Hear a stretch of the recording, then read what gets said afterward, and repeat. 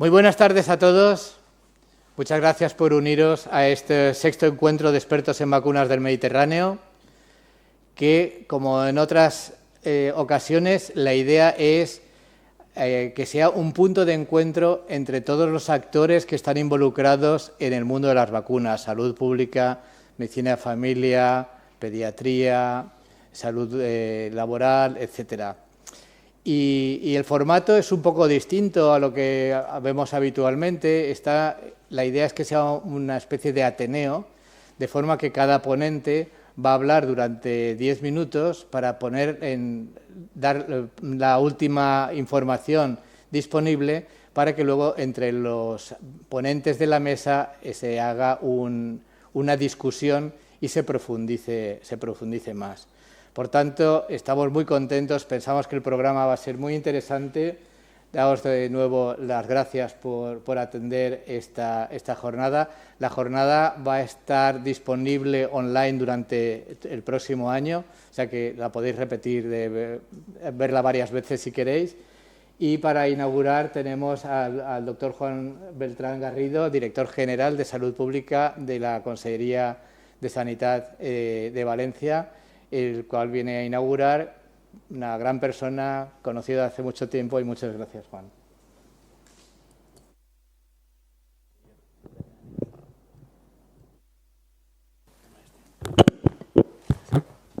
Buenas tardes a todas y todos. Gracias, Javier, por la presentación.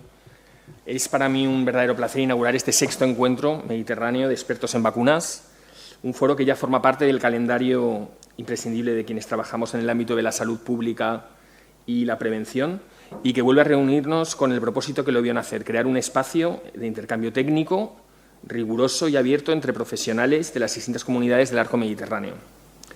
Hoy estamos aquí representantes de Cataluña, la Comunidad Valenciana, Murcia, Andalucía y las Islas Baleares, territorios que comparten no solo una misma geografía, sino una misma cultura sanitaria de colaboración, innovación y compromiso con la salud de la población, por lo menos en el ámbito de la inmunización, desde hace los 6 años que duran estas Jornadas del Mediterráneo.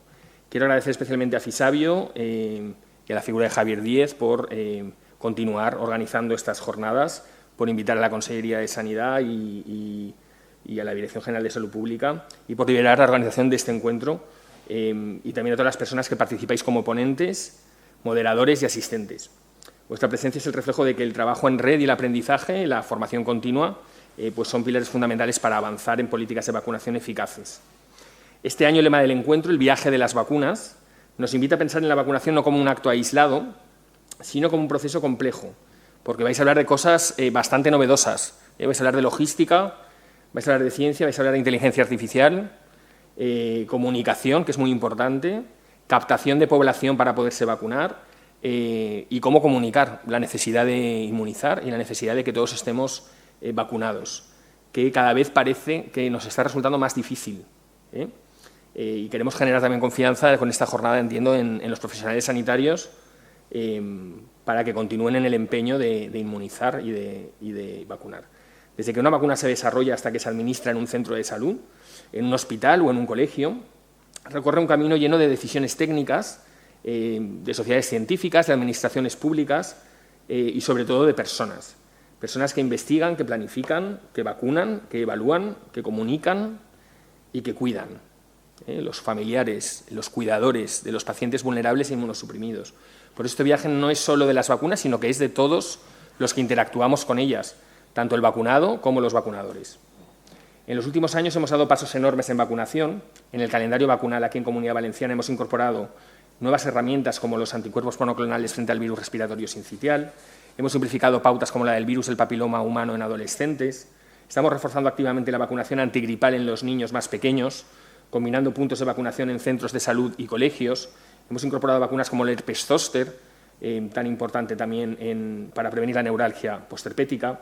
También estamos impulsando campañas dirigidas a personas mayores, embarazadas, personas con condiciones de riesgo, como estos inmunosuprimidos, trasplantados, pacientes oncológicos, en el entorno laboral, que muchas veces se nos olvida, y es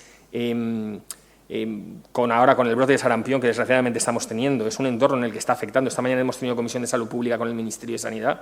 Nos han contado la experiencia y el brote que han tenido en el País Vasco y pues bueno, ha habido mucho contacto nosocomial en trabajadores sanitarios. que evidentemente pues, no tienen la pauta completa, nos olvidamos de nosotros mismos y pues este incremento epidemiológico de la situación del sarampión pues, ha tenido efectos también en personal no vacunado o vacunado hace años, porque hay como una especie de mini sarampión, que les han llamado pseudosarampión, que también puede producir sintomatología mucho más leve, pero que bueno, que tenemos que estar un poco también pendientes de esto.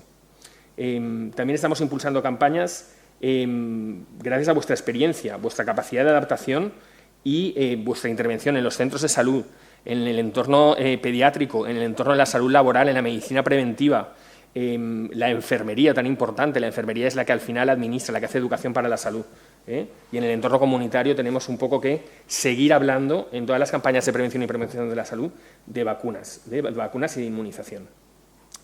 Como la Administración Sanitaria, sabemos que el éxito de un programa de vacunación no reside solo en las vacunas que compramos o en las vacunas que tenemos en los calendarios vacunales, sino en el trabajo de los profesionales sanitarios. También sabemos que no podemos bajar la guardia porque vivimos ahora en una situación, en un momento complicado. La gente hace más caso al TikTok y hace más caso al Instagram que a los libros, ¿no? Pues hemos sustituido los libros o la evidencia científica. Ya no me quiero ir a un tocho de libros, sino simplemente hemos sustituido la evidencia científica o la lectura científica por Instagram y TikTok. Y los residentes que te entran nuevos, muchos te dicen, es que en el móvil pone otra cosa, ¿no? Ya no hablo de gente que no sea profesional sanitaria. Entonces, luchar contra esto es muy complicado porque estamos luchando contra un tractor que nos va a apisonar, que son las redes sociales. Y por mucho que nos empeñemos, a veces con un simple una story de Instagram se te lo tiran todo al traste, porque corre mucho más de lo que puede correr un artículo del Lancet a veces. Por eso es tan importante la comunicación, estar formados, estar informados y saber formar e informar a nuestro entorno, a los profesionales que nos rodean, con información clara, basada en la evidencia, concisa, que no deje lugar a la duda tampoco, y reforzar este vínculo entre la ciudadanía, entre la población y la evidencia científica. Las vacunas no solo nos protegen individualizadamente, sino que son una herramienta de equidad y el efecto rebaño pues es lo que estamos hablando. Vacunar a un niño puede tener una eficacia en la muerte de sus abuelos, eso lo sabemos todos y eso es muy importante, a veces se nos olvida. Por eso estos encuentros, estas jornadas como esta sexta ya jornada de expertos del Mediterráneo, son los lugares donde tenemos que actualizarnos e informarnos entre todos, no solo de las cosas buenas o de los avances, que también, sino de los fallos o errores que podamos tener para hacer un diagnóstico precoz de las situaciones e intentar abordarlas desde las administraciones públicas, pero también desde nuestra consulta cada día en la que administramos la vacuna, la consulta de la enfermera, la consulta del facultativo. Todos los temas, pues eso, inteligencia artificial, cobertura en adulto, enfoques en lactantes que vais a abordar, sobre todo hablan de cómo integrar el tema de la prevención y la inmunización en el entorno asistencial. Los asistenciales tienen que hacerse más salubristas, que digo yo, y los salubristas a veces también tenemos que bajar el pie a tierra y diseñar programas y planes que encajen bien y que se integren bien con lo asistencial, ¿no? con la estructura asistencial. Os animo a que aprovechéis estas jornadas para disfrutarlas y para intercambiar todas estas inquietudes y que sean muy provechosas y productivas para todas y todos. Y nada, muchas gracias y que paséis muy buena tarde hoy y muy buen día mañana. Enhorabuena.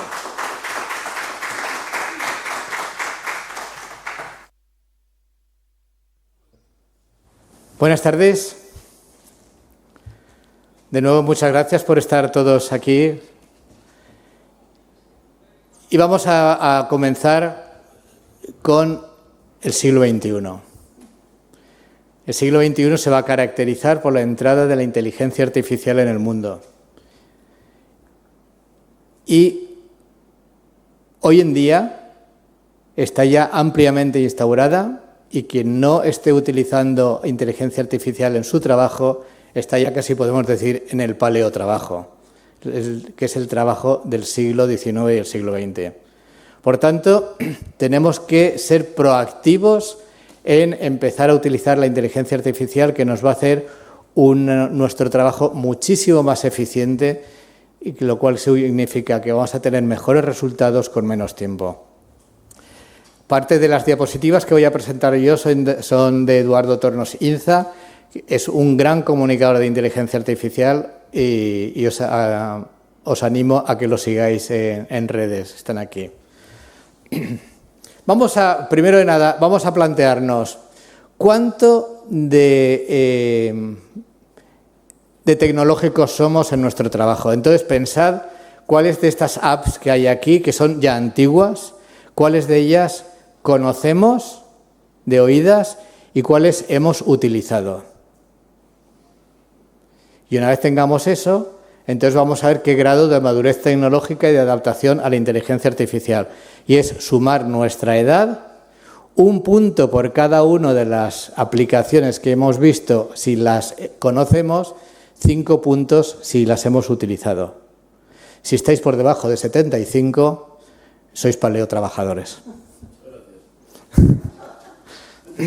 Vamos a ver, pero ¿de qué hablamos cuando hablamos de inteligencia artificial? Bueno, pues inteligencia artificial es una disciplina informática. Aquí con mi matemática siempre tengo peleas porque ella dice que es una disciplina matemática, pero en realidad es una disciplina que utiliza la informática, la ciencia de datos y las matemáticas, porque es un sistema que va aprendiendo de sí mismo, hace los modelos con el machine learning, que es el aprendizaje con máquinas, el deep learning, son palabrojos que oiréis, pero la idea es qué hay detrás de la inteligencia artificial. De hecho, se considera que el trabajo que hemos estado haciendo ahora es como las instrucciones de IKEA, ¿no? Me das la caja, yo la abro y me dice, pues aquí pones este tornillo, y eso es lo que hemos estado haciendo hasta ahora con la informática. Un Excel, pues yo te digo esta columna, te digo que la multipliques, qué tal, pero ha llegado la inteligencia artificial. Y la inteligencia artificial con el machine learning es algo que no sabemos qué hay detrás, pero que ella misma aprende y nos lo hace. Y eso es lo que se llaman los modelos de aprendizaje de machine learning.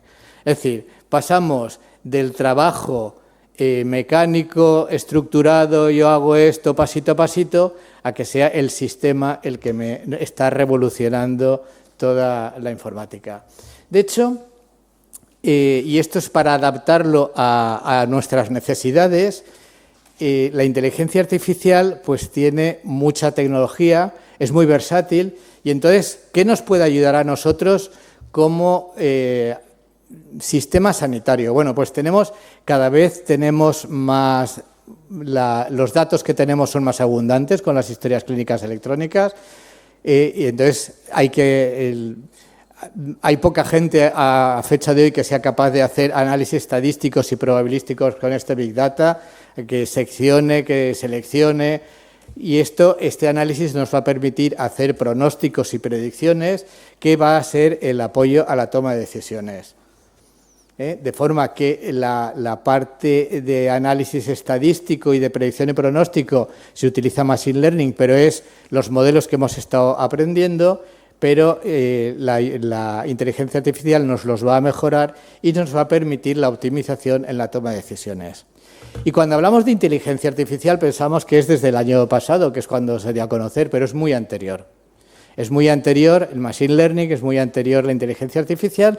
De hecho, cuando se empezó a investigar la vacuna frente al meningococo B, pues se sabía que la cápsula no era inmunógena y por tanto no se podía utilizar, y lo que se hizo es la vacunología reversa. La vacunología reversa ya nos explicaron que era que se analiza el ADN de la bacteria, se mete en el ordenador el ADN y nos saca proteínas. Bueno, eso que se mete en el ordenador y sacaba proteínas es porque se había enseñado al sistema a leer el código genético. Ese código genético que era capaz de leer, igual que nosotros leemos un libro, nos decía qué estructuras eran las que hacían unas proteínas, que en estos casos fueron proteínas totalmente desconocidas, y además predecía cuáles podían ser inmunógenas. Es decir, que eso ya fue inteligencia artificial al máximo. Y a raíz de esta utilización de inteligencia artificial, pues tenemos la vacuna de Bexsero en las farmacias y se está administrando a los niños. Luego, fijaros cómo nosotros hace ya 18 años hicimos el primer ensayo clínico con la vacuna de Bexsero aquí en la Comunidad Valenciana. Luego esto se está utilizando desde hace más de 20 años. Lo que pasa es que la gente de inteligencia artificial dice, inteligencia artificial es cuando haces algo que no sabes lo que es, y cuando lo sabes es programa informático. Y la inteligencia artificial ha sido clave para el control del COVID. De hecho, se sabía que la espícula del coronavirus proporcionaba una protección porque habíamos tenido brotes de COVID y de MERS, ¿no? Entonces se sabía, pero gracias a la inteligencia artificial se pudo identificar cómo se puede modificar la estructura de la espícula para que sea más antigénica y además que vaya más directa hacia el punto donde la espícula se fijaba a los receptores humanos. Con lo cual, no estamos poniendo la espícula, sino que estamos poniendo una adaptación de esa espícula que se hizo gracias a la inteligencia artificial para que fuera más antigénica la espícula y de mayor potencia. Luego, una vez se tiene esa conformación de la espícula, la inteligencia artificial diseñó el ARN, que era el que iba a proporcionar la vacuna. Y por eso cada compañía farmacéutica diseñó su propia espícula y su propio ARN, por eso las vacunas de ARN son distintas, no es la misma. También ayudó muchísimo en el desarrollo de los ensayos clínicos. Los ensayos clínicos se hicieron muy rápidos, pero se hicieron con gran ayuda de la inteligencia artificial. Y, de hecho, hay diferencia entre los ensayos clínicos hechos en aquellos sitios donde se usó la inteligencia artificial como donde no se usó, que hubo que repetir algún ensayo clínico. Y en la distribución y la cadena del frío a estos niveles, imaginaos lo que es distribuir miles de millones de dosis en poco tiempo. Eso es gracias a mucho la inteligencia artificial. Y en la farmacovigilancia, es decir, esos efectos secundarios tan raros que hemos visto, que se detectaron en un sitio, y dice, ¿cómo se le ocurre a uno pensar que una vacuna puede dar una trombopenia con trombosis? Bueno, pues esto es gracias a que se puso en marcha sistemas que ya estaban desarrollándose de inteligencia artificial en la farmacovigilancia. Y en algunos sitios se utilizó la inteligencia artificial también para generar mensajes para aquellas poblaciones donde había mayor reticencia a la vacuna. Es decir, que la inteligencia artificial en el desarrollo de la vacuna de COVID y en el control de la pandemia fue impresionante. Nosotros llevamos trabajando también mucho tiempo con modelos de los primeros que hemos visto y, por ejemplo, la vacuna de VRS materna, nos preguntamos si tiene que ser estacional o anual, y entonces hicimos de una forma un poco más manual de lo que nos permitiría la inteligencia artificial, pues hacer este análisis de Big Data, hacer la segmentación, detectar las anomalías y predecir, de forma que con los datos de la Comunidad Valenciana fuimos capaces de analizar ese Big Data de las bronquiolitis, que eran casi más de 100.000, segmentarlas por edad, por utilización de servicios, etcétera, y luego hacer un modelo predictivo en el que vimos que si la vacuna se administra durante todo el año, va a prevenir más casos que si se utiliza de forma estacional. Entonces, esto es una explicación de cómo con estas herramientas podemos ayudar a la toma de decisiones. Pero vamos a volver a la inteligencia artificial. La inteligencia artificial, cuando hablamos de inteligencia artificial, es un mundo complejo, ¿no?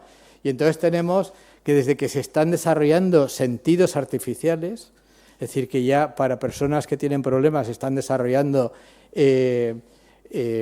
para que puedan oír, para que puedan ver y además mejorar los sistemas. Está la robótica, todos hemos oído hablar del Da Vinci, ¿no? Que el Da Vinci es un sistema de inteligencia artificial robótica que es capaz de operar sin que le tiemblen las manos y va directo a lo que toca. El procesamiento del lenguaje natural, esto lo vamos a tener incorporado dentro de poco, en el cual la inteligencia artificial es capaz de reconocer la voz y analizarla. Es decir, luego al final de las jornadas pondré un podcast donde hará una discusión entre dos personas de toda la jornada.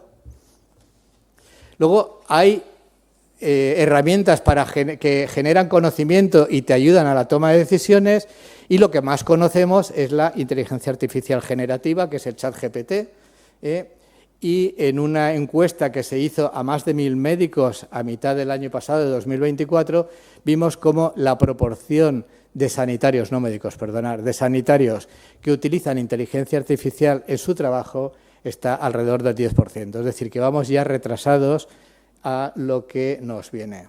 Y vamos a tocar algunos puntos, vamos a hablar de los copilotos asistenciales, de métodos de aprendizaje en investigación y de creación y edición de contenidos. Entonces, lo primero es, vamos a ver qué herramientas nos pueden ayudar en nuestro trabajo diario de búsqueda de información. Yo creo que todos los sanitarios tenemos continuamente dudas razonables en nuestra práctica asistencial y que tenemos que resolverlas. Y gracias a la inteligencia artificial nos puede ayudar. ¿Y cómo se ayuda? Bueno, pues vamos a hacer el paso de una investigación normal y lo primero es cómo me puede ayudar a mí la inteligencia artificial en diseñar la investigación, cómo me puede ayudar, que es lo que más profundizaremos, en la selección de artículos y extraer el conocimiento. Y esto se hace con herramientas habituales, el diseño de la investigación, el Copilot, que es el que pago yo y por tanto os hablaré del Copilot, pero puede ser ChatGPT. Búsqueda de selección de artículos, tocaremos dos aplicaciones extraordinarias que son el Perplexity y el LazySeed, y luego la gestión y extracción de conocimiento, que es el Notebook LM, que es lo que más estoy usando, que además es gratis y tiene muchas ventajas que luego comentaremos. ¡Ojo! Con la inteligencia artificial. Todos los datos que pongas en inteligencia artificial se los estás cediendo al dueño de la inteligencia artificial. No son privados, se los das al público, con lo cual si metemos datos de nuestros pacientes, los estamos haciendo públicos. Mucho cuidado con esto. Y otro ojo, que todavía alucina. Y alucina es que te puede dar errores falsos. La inteligencia artificial te tiene que contestar. Si no encuentra algo, alucina y te dice lo que se le ocurre. Con lo cual, no os creáis al 100% todo lo que os dice, sino que tenéis que ser sensatos y revisarlo. Bueno, ¿cómo me puede ayudar al principio de la investigación? Mirar, una cosa que hacemos nosotros siempre cuando vamos a hacer un proyecto de investigación es ver cuál es la situación basal, ¿no? Entonces, por ejemplo, hablando de herpes zóster, la situación que tenemos en la Comunidad Valenciana es que estamos vacunando a la cohorte de 65 años y a la cohorte de 80 años y estamos obteniendo unas coberturas entre el 40 y el 50%. Entonces, yo le pregunto a la inteligencia artificial que si con estas coberturas que estamos teniendo, si no las mejoro, ¿cuántos casos de herpes zóster no voy a evitar en los próximos 10 años? Para ver si me vale la pena hacer una intervención para mejorarlo o hacer un estudio. Bueno, pues le das los datos a la inteligencia artificial, que simplemente es decirle, oye, si yo estoy vacunando a esto, si esto, la población de la Comunidad Valenciana, él la busca y se la sabe. Sabe la incidencia de la Comunidad Valenciana porque la busca y sabe la efectividad de la vacuna, aunque yo se la dije aquí para que no alucinara, pero también te la encontraría. Al final, ¿qué me dice? Que si no subo las coberturas por encima del 55% en la Comunidad Valenciana, voy a dejar de evitar, es decir, voy a tener casi 6.000 casos de herpes zóster por no conseguir esa cobertura vacunal. Lo cual, como sanitarios, nos tiene que hacer pensar esa dejadez que tenemos de vacunar a las personas mayores. No es que no le voy a poner la vacuna, es que estoy poniendo en riesgo a mi paciente por no vacunarlo. En los próximos 10 años vamos a tener casi 6.000 casos de herpes zóster en la Comunidad Valenciana porque no estamos vacunando a nuestros pacientes. Y esto es eso es un minuto de inteligencia artificial y me hace recapacitar si mi trabajo lo estoy haciendo bien o no. Es decir, que esto se lo puedes preguntar, lo he puesto como herpes zóster, pero lo puedes preguntar para cualquiera de las cosas.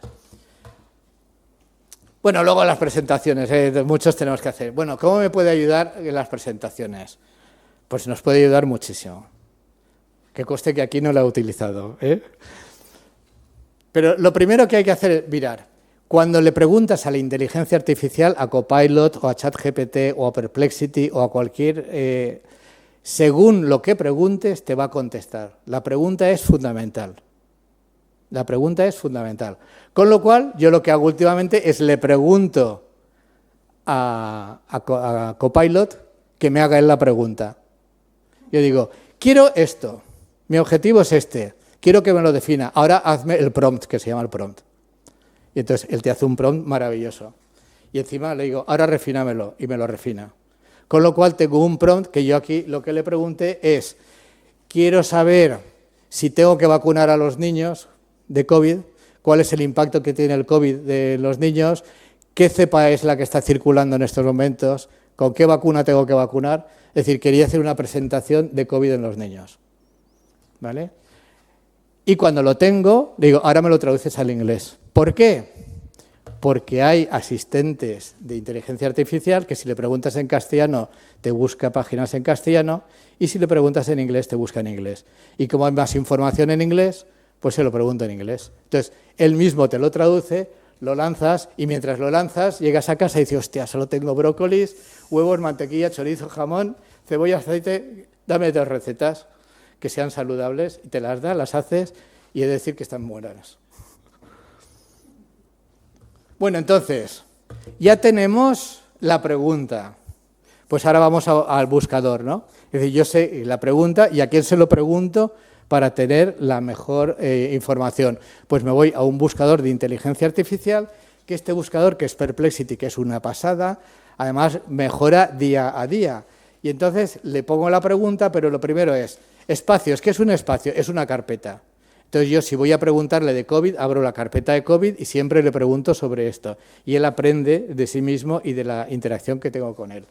Luego hay distintos grados de, puedes tener que te haga una búsqueda sencilla o una búsqueda compleja o una búsqueda de Deep Research. De Deep Research es lo que es una búsqueda muchísimo más profunda. Y además le puedo decir que me busque en toda la web o solo en artículos académicos. Y entonces solo me buscará publicaciones. Entonces yo aquí creé la carpeta, aquí pone de herpes, pero creé la de COVID, le pongo el prompt que me ha dicho, y entonces me saca un texto de 2 páginas con las conclusiones y aquí alucinó. O sea que hay que sabérselo. Porque aquí alucinó porque me dijo una mentira. Y yo la corregí y cuando tengo esto, que es base, está muy bien escrito, está muy bien diseñado, te lo deja todo perfecto, pues entonces me voy a Gamma App, que es un generador de diapositivas, entro, creo una nueva presentación, le pego lo que me ha dicho Perplexity aquí, le digo que me cree y me hace en 30 segundos una presentación, un análisis comprensible del COVID-19 en niños en Europa. Me hace 4 o 5 diapositivas donde está todo perfectamente diseñado. Esto he tardado 10 minutos en hacerlo. Y me ha puesto la última actualización de COVID-19 en niños. Por cierto que aprendí una cosa que no la sabía cuando lo hice esto. Y las conclusiones. Es decir, que en 10 minutos me ha hecho una presentación que yo podría haber tardado semanas en hacerla. El siguiente buscador, y este es un buscador más específico de literatura científica, yo también pago por este, porque tiene algunas cosas extraordinarias. Se llama elicit.com y también no hace una búsqueda en todas las bases, en toda la bibliografía, sino en aquella bibliografía que está en abierta, que es Open Access, lo que tiene su cierta limitación, pero la ventaja que tiene es que te busca, si no pagas, te busca tú le haces la pregunta primero, ahora ya te dice si la pregunta está bien hecha o no. Si está mal hecha te dice esta pregunta no, y te la va mejorando él. Una vez tienes bien hecha la pregunta, él te busca y te selecciona de todos los artículos que encuentra, que pueden ser centenares o miles, te selecciona los 4 que él considera más importantes. En mi caso, como pago, son 10. ¿Vale? Y de cada artículo te hace un resumen de los 4 artículos y luego, aparte, en la parte de abajo, te pone, te los ordena por el más relevante y aparte de cada artículo te dice el título, los autores, el abstract y luego te da una lista de cosas que puedes ponerle, que son que te haga el resumen del artículo, que cuáles son los hallazgos fundamentales, cuál es la intervención, cómo se mide el resultado, las limitaciones del estudio, es decir, que él te saca de los artículos más relevantes aquello que para ti es más relevante. Lo cual, a la hora de leer los artículos, te lo reduce de forma extraordinaria. Y aquí tengo un ejemplo que no voy a... Y esto es cuando ya te ha hecho la búsqueda, no solo te saca los papers, sino que además te los resume. Le dices, hazme un resumen más grande, y aquí te hace lo mismo que hemos visto antes con el Perplexity, pero de una forma más profunda. Te hace el resumen. Si pagas más, que yo no pago tanto, encima te hace un metaanálisis. Y hay una revisión hecha por el ICIT, que salió publicada el mes pasado, de metaanálisis hechos tradicionalmente y con esta tecnología, y prácticamente no hay diferencia en metaanálisis. ¿La diferencia cuál es? 10 minutos frente a un año. Y para acabar vamos a hablar de esta tecnología, Notebook LM. Notebook LM es de Google, es gratis. Lo primero importante que es privado. Todo lo que subas aquí es tuyo, no es de Google. Luego ya es una ventaja extraordinaria respecto al resto de las inteligencias artificiales. Esto te va haciendo cuadernos, lo mismo que hemos visto en Perplexity, tú puedes ir haciendo cuadernos, y en cada cuaderno puedes meter hasta 50 fuentes de información que pueden ser artículos científicos, webs, podcast, vídeos, cualquier fuente de información que quieras, lo metes aquí. Y además tiene una serie de funcionalidades preconfiguradas que él te las responde, o puedes hacerle preguntas para que él te vaya revisando los artículos y te vaya extrayendo la información que tú quieres. Y además hace podcast. Tú le metes la información y hace podcast. Y los podcasts son acojonantes. El otro día metí un artículo difícil de leer que era de la interacción virus, bacterias, neumococo, VRS, y mientras paseaba el perro me lo aprendí. Porque el podcast es totalmente animado y es un diálogo entre dos personas. Y se van comentando los hallazgos más importantes. Por tanto, aquí tenemos cómo entramos en Notebook LM, hay que registrarse, abrimos una carpeta, dentro de esa carpeta vamos metiendo la información que queramos. Yo cada vez trabajo más con eso y ya estoy dejando de utilizar otras herramientas porque me sirve de compilatorio de la información, y encima luego le puedo preguntar, oye, ¿en qué artículo decían esto? Y te lo saco, ¡pum!, enseguida, ¿vale? Por tanto, Notebook LM, fundamental para mejorar nuestro trabajo. Entorno privado, fundamental, que eso es la mejor herramienta. Y yo, por ejemplo, lo utilizo para poner los exámenes en la universidad. Porque le pongo el material y digo, ahora hazme 40 preguntas de elección múltiple, bla, bla, bla, bla, bla, y en 15 segundos las tengo hechas, con la respuesta y la respuesta razonada. Y como esto cambia, lo que os he dicho es lo que estaba activo ayer, igual hoy ya está desfasado, pero el año que viene más. Muchas gracias.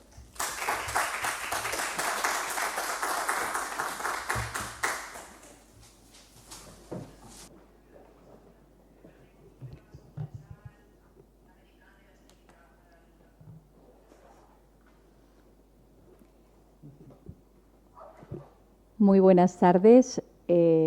Vamos a empezar la primera mesa. Lástima que la conferencia inaugural no tenga preguntas, pero vamos, tenemos preguntas para aburrir, porque esto nos va a cambiar la vida. Pero ahora vamos a dar paso a esta primera mesa del encuentro, una mesa que tiene un título muy poético, Universo Vacunas, porque va a ser un espacio donde vamos a abordar la vacunología desde diferentes aspectos profesionales, y para eso tenemos el privilegio de contar con 4 expertos de primer nivel, cada uno en su ámbito. Desde la investigación, la doctora Cintia Muñoz Quiles, que es investigadora del área de vacunas de Fisabio aquí en Valencia, nos va a ofrecer una visión actual sobre avances científicos y los retos que la investigación tiene en el desarrollo de vacunas.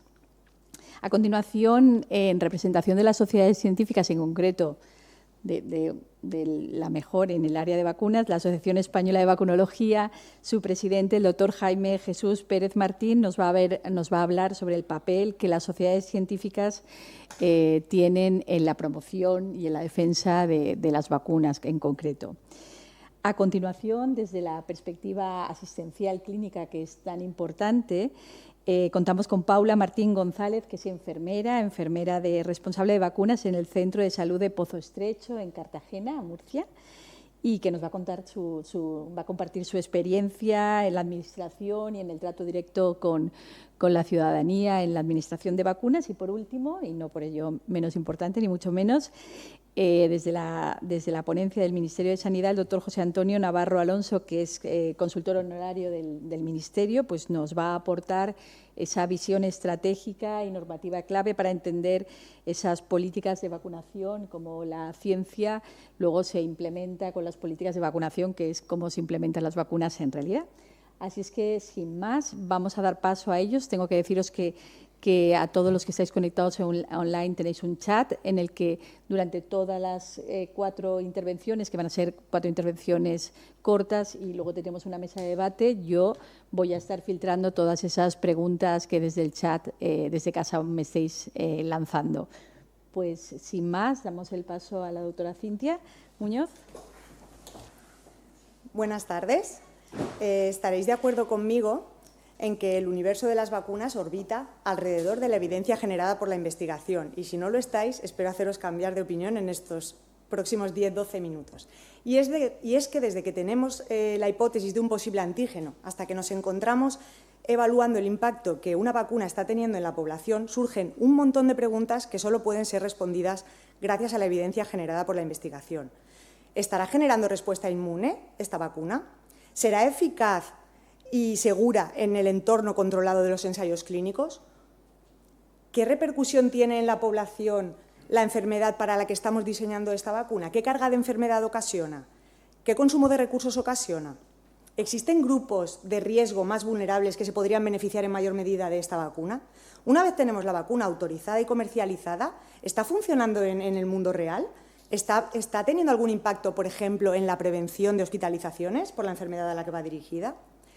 ¿Estamos teniendo efectos adversos que no se contemplaron durante los ensayos clínicos? Y, por último, ¿qué aceptación está teniendo la vacuna? ¿Qué coberturas estamos alcanzando? Pues bien, en el área de investigación en vacunas trabajamos produciendo estudios que dan respuesta a todas estas preguntas en todas estas etapas, excepto en la primera, en la etapa preclínica. Por simplificar, la investigación juega un papel crucial en 3 ámbitos: en la generación de vacunas, en el aporte de evidencia que nos ayude a tomar decisiones en salud pública y en evaluar estas vacunas en el mundo real.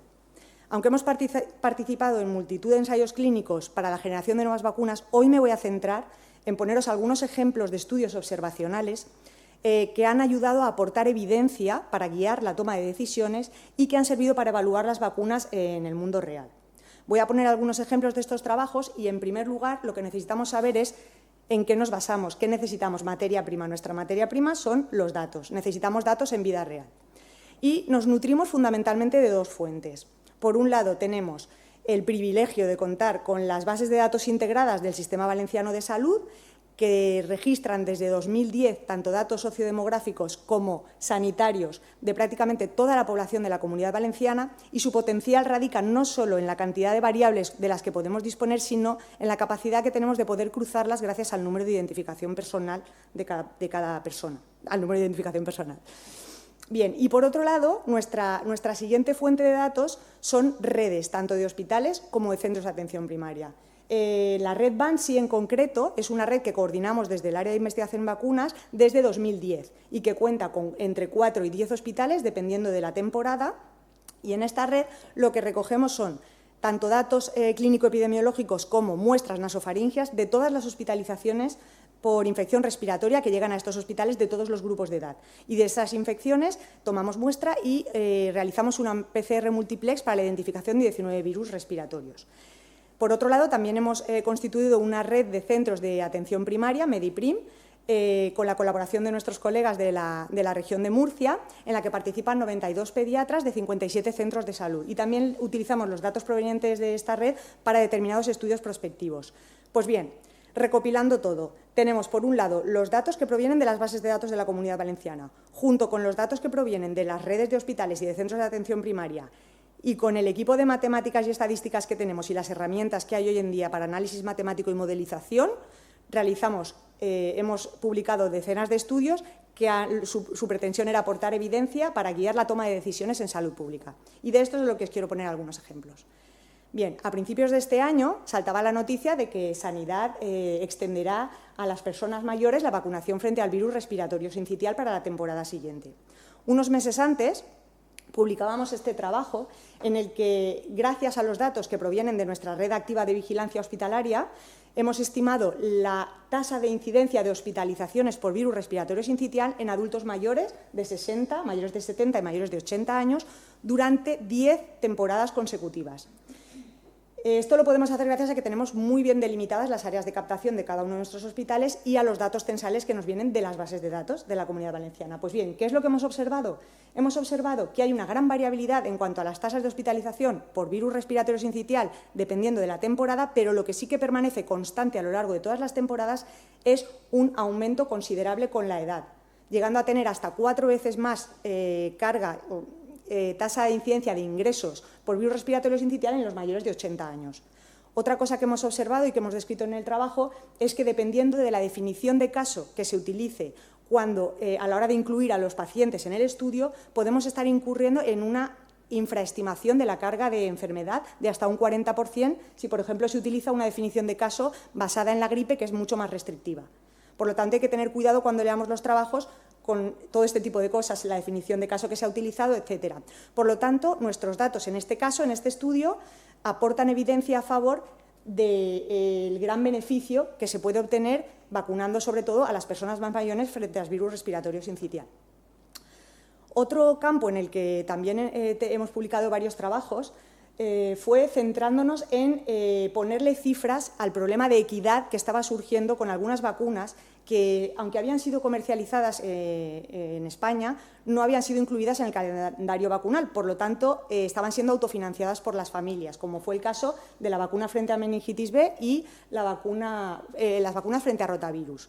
Pues bien, utilizando las variables sociodemográficas que tenemos en las bases de datos, llevamos a cabo un descriptivo y lo que observamos es que los niños no vacunados presentaban un perfil más propio de familias que tenían una renta baja, llegando a tener, por ejemplo, un 9% mayor riesgo de exclusión social que los niños vacunados. Es la primera parte del trabajo, la parte descriptiva del trabajo de las vacunas de rotavirus, la llevamos al Congreso de la EUV en Lleida en 2022 y sirvió de apoyo para la elaboración del documento de recomendaciones elaborado por la ponencia de vacunas. Y así de felices nos quedamos en Fisabio, tal y como aparece en la página 36 del documento. Bien, por otro lado, tenemos una unidad mixta con nuestros compañeros del Instituto Multidisciplinar de Matemáticas de la Universidad Politécnica de Valencia, con los que desarrollamos modelos para simular la dinámica de transmisión de determinadas enfermedades infecciosas y el impacto que podrían tener futuras estrategias de prevención.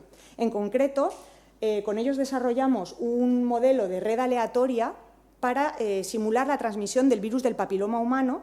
Se basaba en parejas sexuales a lo largo de la vida, utilizando contactos individuales. Y lo que incluimos en este modelo fue el comportamiento sexual de los hombres que mantienen relaciones con otros hombres.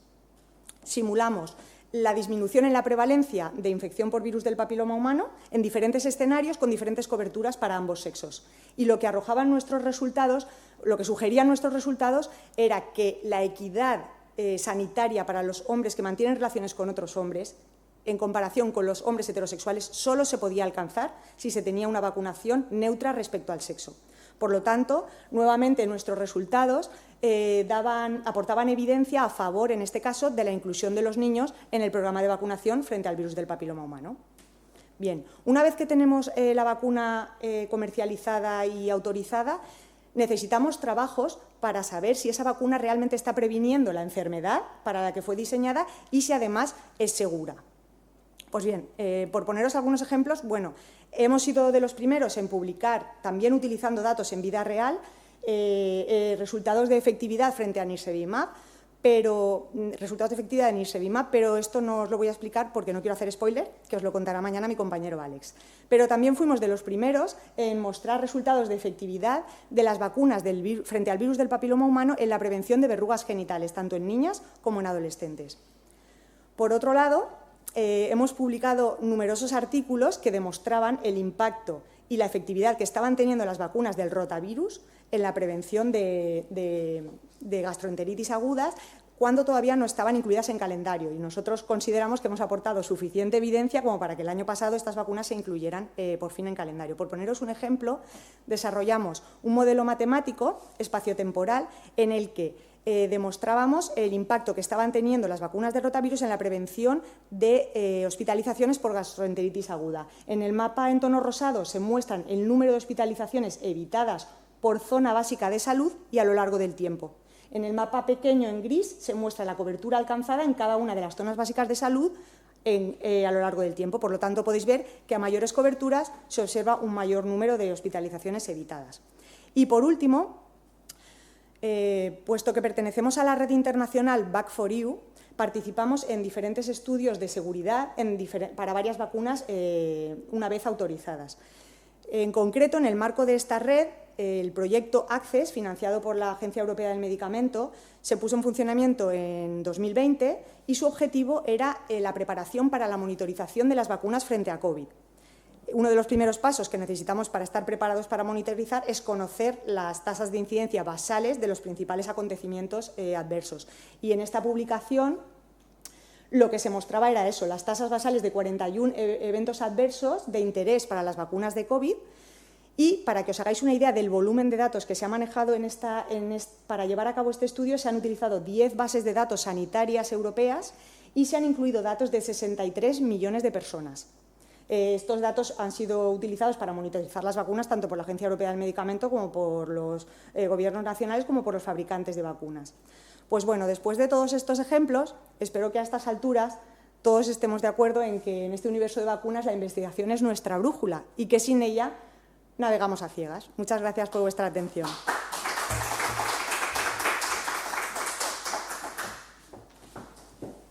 Bueno, lo primero de todo, muchas gracias por la invitación. Es un placer estar aquí, especialmente. Y voy a hablar del papel de las sociedades científicas y, en concreto, el papel de la Asociación Española de Vacunología en el mundo de las vacunas. Ya lo ha dicho la doctora Tolosa, aunque creo que tiene un sesgo. Nuestra misión, no voy a entrar en cuál es la misión, voy a entrar en la traducción de la misión, ¿no? Nuestra misión al final es decir, las personas deben estar en el centro de toda nuestra actividad y las vacunas en nuestro centro de actividad deben ser el elemento de mejora de la calidad de vida de las personas y, evidentemente, en un momento determinado, no solamente de la calidad, sino de salvar la vida de las personas. Y esta es nuestra visión. Nuestra visión tiene todos estos puntos, está en nuestros documentos de la página web, y en lo que se traduce es, al final, en que nada referente a las vacunas nos es ajeno. Como decía el clásico, nada referente a la especie humana me es ajeno, pues a nosotros nada referente a las vacunas nos es ajeno. Abarcamos todos los aspectos de la vacunología y queremos abarcar cada vez más aspectos de la vacunología. Tenemos que tener amplitud de miras. Trabajamos con todo el mundo que quiera trabajar con nosotros desde todos los ángulos y desde todos los puntos de vista, y creo que es el gran foro de la vacunología en España. Incluso conseguimos que la palabra vacunología formara parte de la Real Academia Española. Justo el año de la pandemia conseguimos este objetivo.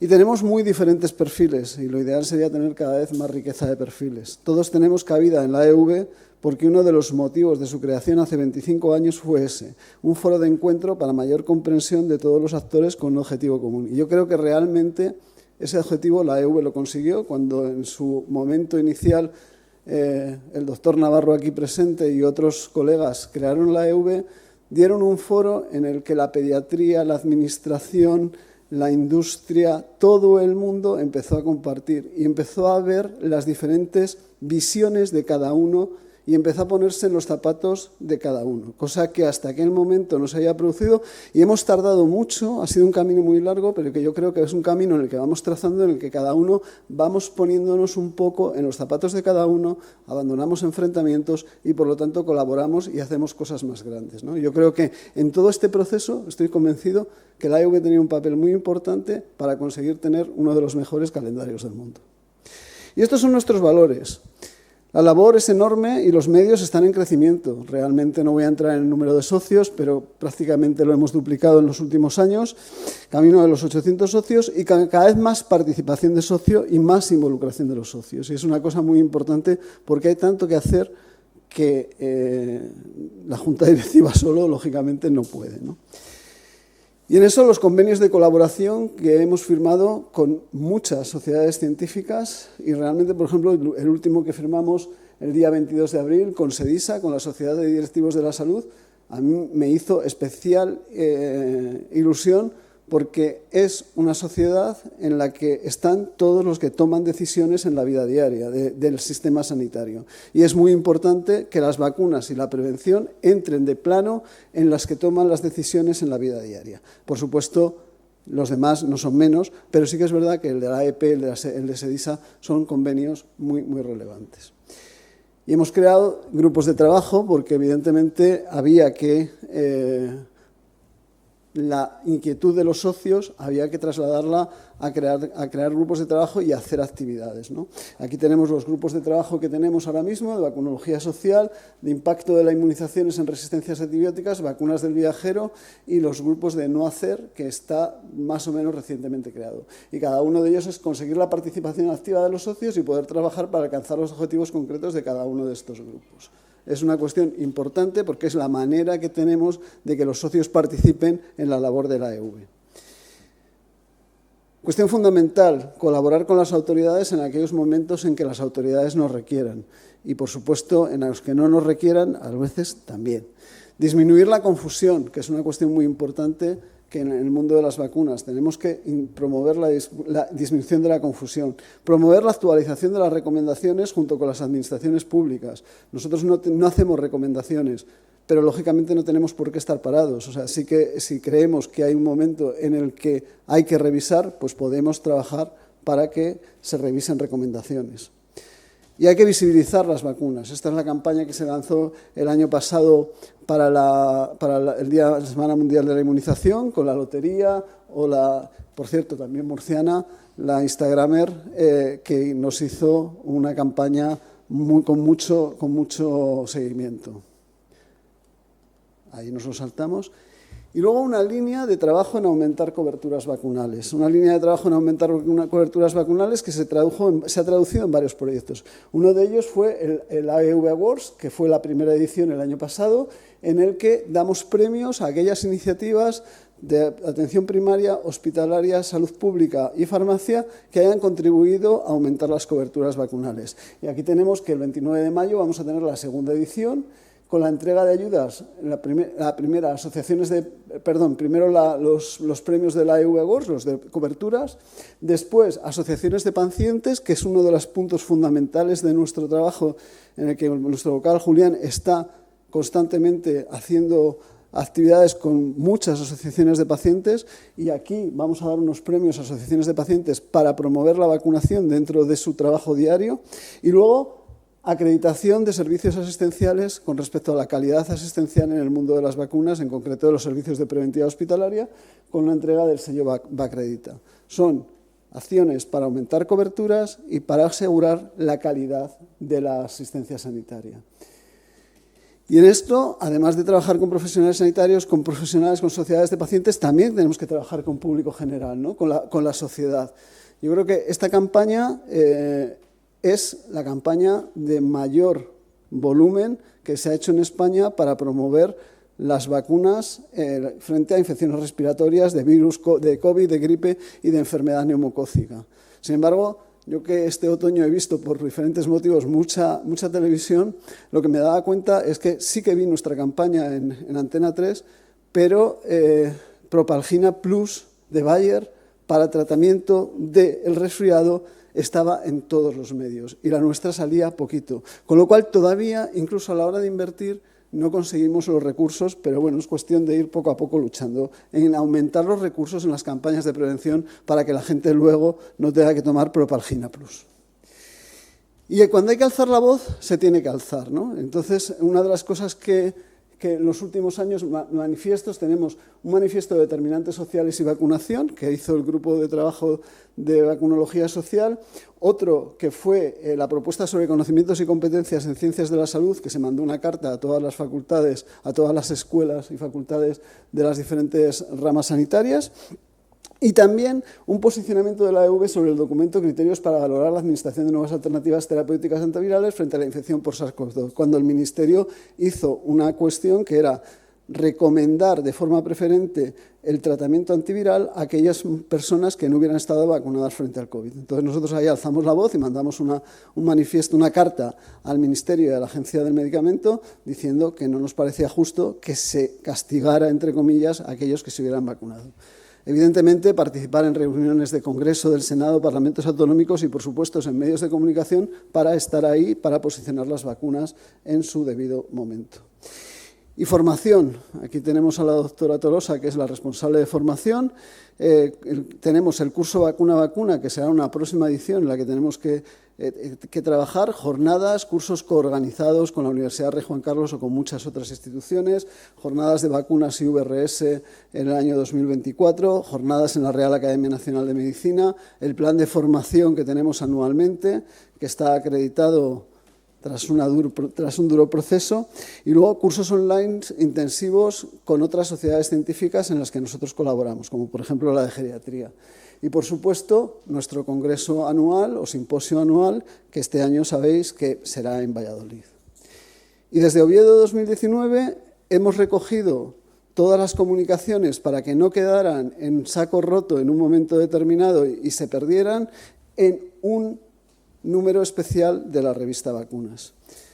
Otra cosa de las que hacemos es vehiculizar becas, para que aquellas personas que no tuvieran disposición para poder acudir a eventos o a cursos, podamos facilitar que se formen a través de las becas vehiculizadas por la EV. Y, por supuesto, avalamos actividades de formación que organizan otras instituciones y las que nos piden el aval. En concreto, tenéis ahí que la última que está avalada es la jornada de actualización en vacunas de Malvarrosa y aproximadamente en el 2024 se avalaron 50 actividades. Y una cuestión fundamental, trabajando con los profesionales, es esta parte que lleva el doctor Navarro de la bibliografía comentada y las preguntas al experto. Esta especialmente para profesionales sanitarios y las preguntas al experto para los dos, para la población general y para profesionales sanitarios, en la que yo en una época cuando tenía un poco más de tiempo colaboraba intensamente y en la que yo espero volver en algún momento cuando baje la actividad a ir a esa parte, que es una parte que me gusta especialmente. Aunque a lo mejor ya la inteligencia artificial nos ha... la parte de manual ya la ha quitado, ¿no? Y, por supuesto, elaboración de materiales para población general, como este que tenemos ahí del sarampión. Y luego, siempre hemos tenido página web, pero en el último año hemos reformado la página web para hacerla más accesible y más fácil, pero por supuesto siempre con el sello de la OMS del Vaccine Safety Net, que yo creo que fue una de las 2 primeras webs en español que tuvo este sello junto con Murcia Salud, creo recordar. Y en cuanto a investigación, nos gustaría hacer más cosas de las que hacemos, pero, bueno, poco a poco. Desde el año 2024 conseguimos que la revista Vacunas, que todo el mundo daba por hecho que era el órgano de expresión de la EV porque nacieron al tiempo, pero en ningún momento fue el órgano de expresión de la EV, desde el año 2024 lleva el sello de la EV como revista oficial de la sociedad. Promover la investigación en vacunas y la creación de grupos colaborativos, conseguir que las comunicaciones pasen a más, es decir, que aquellas comunicaciones que puedan tener una posibilidad de llegar a artículo, que conseguir estimular a la gente para que lo haga, y participación en documentos y revisiones de evidencia con otras sociedades científicas, como tenemos ahora en marcha algunas cuestiones que dentro de muy poco espero que sean realidad. Conclusiones. Nada de la vacuna nos es ajeno. Si tienes un proyecto de vacunas, nosotros podemos ser tú. Todos cabemos en la EV y, sinceramente, yo creo que somos el hub de la vacunología española.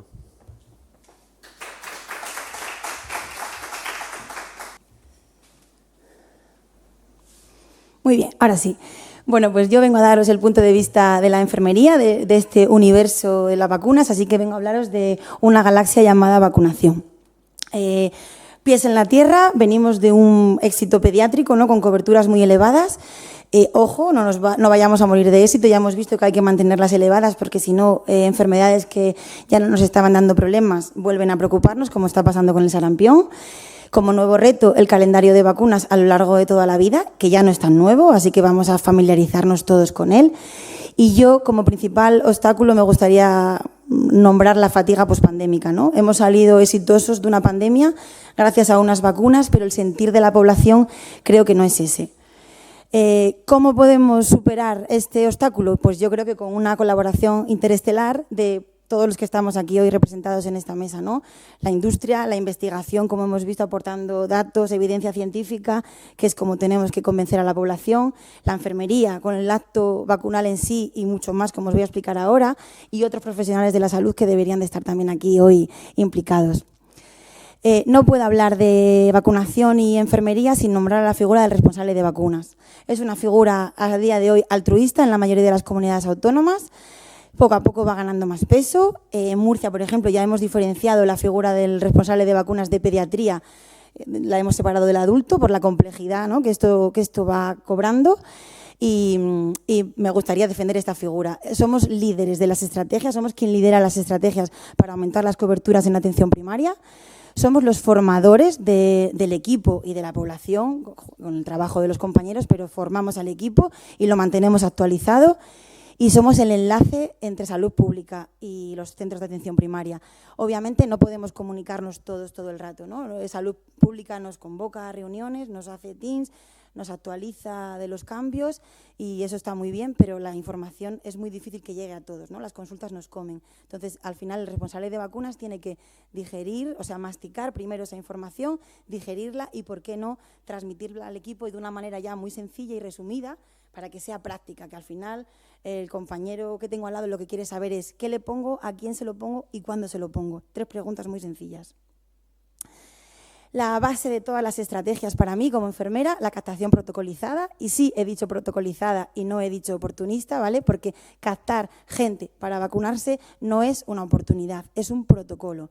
Cuando lo hacemos por norma, disminuimos el margen de error, ¿vale? Entonces, hacemos que se garantice el derecho que tienen los pacientes a recibir la información en prevención, en este caso en materia de vacunas, y garantizamos nuestro deber de informar a toda la población, como lo hago con todo el mundo. Por lo tanto, paciente que entra a nuestra consulta, venga a lo que venga, identificamos nombre y apellidos, como hacemos en todos los ámbitos que trabajamos, fecha de nacimiento, porque yo que vengo de un pueblo de campo, hay 3 o 4 personas con el mismo nombre, o sea que los diferencio por la fecha de nacimiento, y esta fecha de nacimiento ya me tiene que alertar, ya me tiene que dar ahora mismo un dato, ¿no? Estoy vacunando ciertas cohortes, me las sé de memoria y consulto el calendario de vacunas.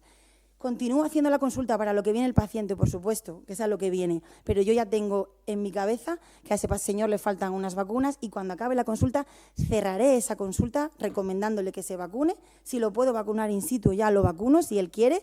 No nos olvidemos de la coadministración, ¿vale? Tenemos a los bebés que con 2 meses se llevan 9 virus o trocitos de virus puestos y nadie tiene miedo y al adulto nos están dando miedo ponerle 2 vacunas. Por lo tanto, vamos a coadministrar. Vamos a registrar las negativas, es un trabajo muy ingrato, ¿vale? Pero si hemos hecho nuestra labor y el paciente no quiere, está en su derecho. Y vamos a ver qué pasa, qué miedos, qué dudas hay para en un futuro volver a convocarlo, agendar una cita y trabajar en una entrevista motivacional esos miedos y esas dudas. La captación activa, y en Murcia se realiza desde diferentes campos. Lo empieza Salud Pública, envía cartas, envía SMS, y esta estrategia es muy eficaz, sobre todo en la población pediátrica, ¿no? Un adulto responsable, un padre que recibe un mensaje o una carta, a su hijo le faltan estas vacunas o debe de hacerle la revisión y ahí le incluirán esta vacuna, tiene el sentido de protección, ¿no?, de ese bebé y suelen coger cita la mayoría, ¿no?, en una manera rápida. Pero con el adulto no está causando el mismo impacto, no hay esa sensación de vulnerabilidad, ¿no?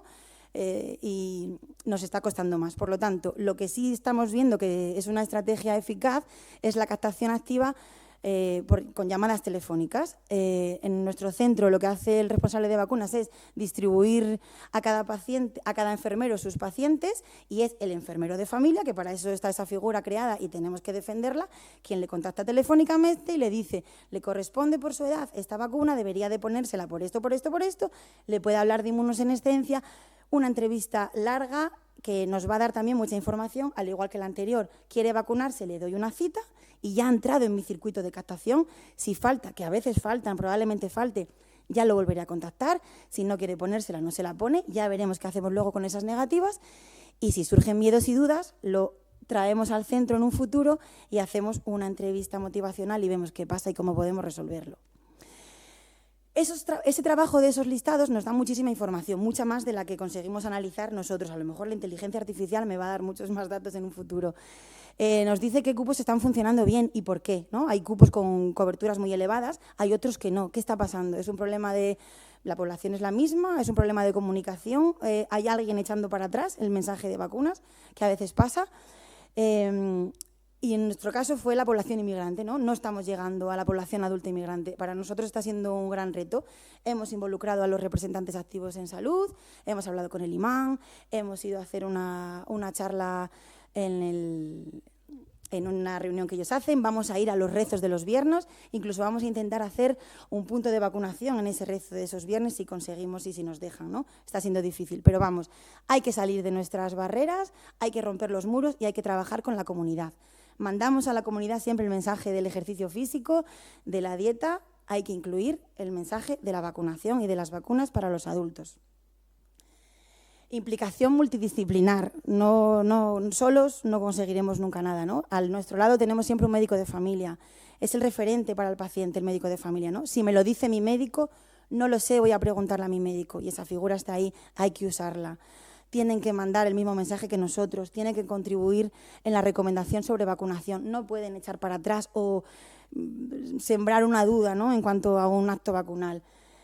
Tenemos que enseñarles a consultar calendarios, no digo que no sepan, no tienen tiempo probablemente, e incluso podemos dejarles pequeñas alertas, pequeñas notitas, ¿no? Hoy viene este paciente, me ha dado una negativa o tiene dudas, mira a ver qué consigues hacer tú, dale tú el mensaje y consiguen el cambio, ¿eh? Hay cambios de 180 grados, de un paciente que entra con una negativa registrada y sale del médico pidiéndome que lo vacune porque se lo ha dicho su médico de familia.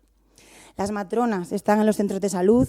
¿Qué pasa con el embarazo y las vacunas? ¿No? Hay siempre un miedo, pues hay que dejar claro que es el 2x1 de la vacunación. Protegiendo a la futura mamá, protegemos al bebé en los primeros meses de vida.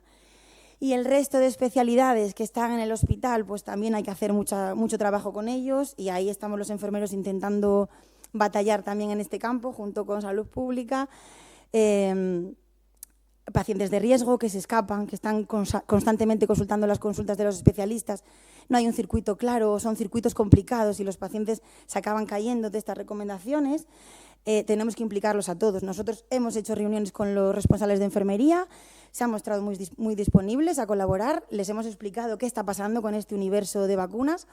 Y, por ejemplo, una cosa que acabamos de conseguir, que hace un mes que se está haciendo, en el informe de alta de enfermería, se acaba de incluir una recomendación con un código QR que lo redirige a la página de Murcia Salud, donde le dice que consulte su calendario de vacunas y que lo actualice con su profesional sanitario en el centro de salud si es que tiene alguna duda. Por lo tanto, pasito a pasito vamos conquistando otros planetas de nuestra galaxia.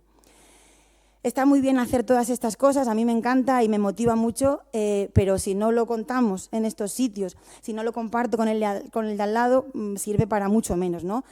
Si yo se lo cuento al vecino, probablemente haga lo mismo si me está resultando eficaz, y si para mí no fue eficaz, probablemente que no pierda el tiempo en hacer lo mismo, que ya hemos visto que no surge el efecto que esperábamos, ¿no? Estamos hablando de adulto mayor, por lo tanto, vamos a pensar en que ese adulto se despierta con la radio todavía, entonces vamos a los medios locales, vamos a la radio local, a la televisión local y vamos a hacer campañas estacionales, campañas buenas como la estacional de la gripe y el COVID, pero no solo, porque el calendario a lo largo de toda la vida no solo es gripe y COVID, por lo tanto, vamos a hacer campañas de las demás vacunas que están recomendadas para el adulto. Y redes sociales. Mis padres con 70 años usan Facebook. Nosotros hemos creado una página de Instagram, pero es que las personas mayores, el adulto mayor, a lo mejor no usa Instagram ni usa TikTok, como mi hijo. Por lo tanto, a lo mejor tenemos que bucear en esas redes, ¿no? Así que vamos a meternos en lo que ellos manejan. Concluyo ya, para no excederme en el tiempo. El papel de la enfermería, para mí, en mi opinión, es fundamental. Somos líderes en las estrategias para coberturas. No solo somos los ejecutores del acto vacunal como tal, por lo tanto, estamos hablando de vacunación, tenemos mucho que aportar y se nos debe escuchar. Somos el grupo profesional que más trabaja con la comunidad. Por cuestiones de tiempo o porque nos gusta trabajar en la comunidad, estamos ahí siempre. Vamos a hacer ferias de la salud, vamos a salir a la calle y en esas ferias de la salud vamos a hablar de la vacunación, como vamos a hacer ahora en Cartagena el día 16. Y vamos a educar, somos los educadores de la población, educadores del resto de profesiones sanitarias que están con nosotros y no nos podemos olvidar de las unidades docentes, ¿vale? Tenemos especialistas de enfermería familiar y comunitaria que su formación en vacunas todavía depende de que tengan un tutor motivado o no en vacunas. Por lo tanto, vamos a formar desde abajo para que el futuro en los próximos 10 años sea mucho mejor. Súbanse a mi nave para este viaje interestelar y muchas gracias.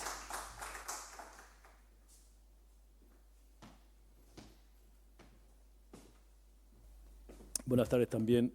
Agradecer a Fisabio por la invitación que me ha cursado para participar esta tarde aquí en el foro.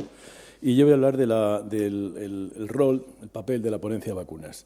Tengo el privilegio de ser el más mayor de la ponencia de vacunas.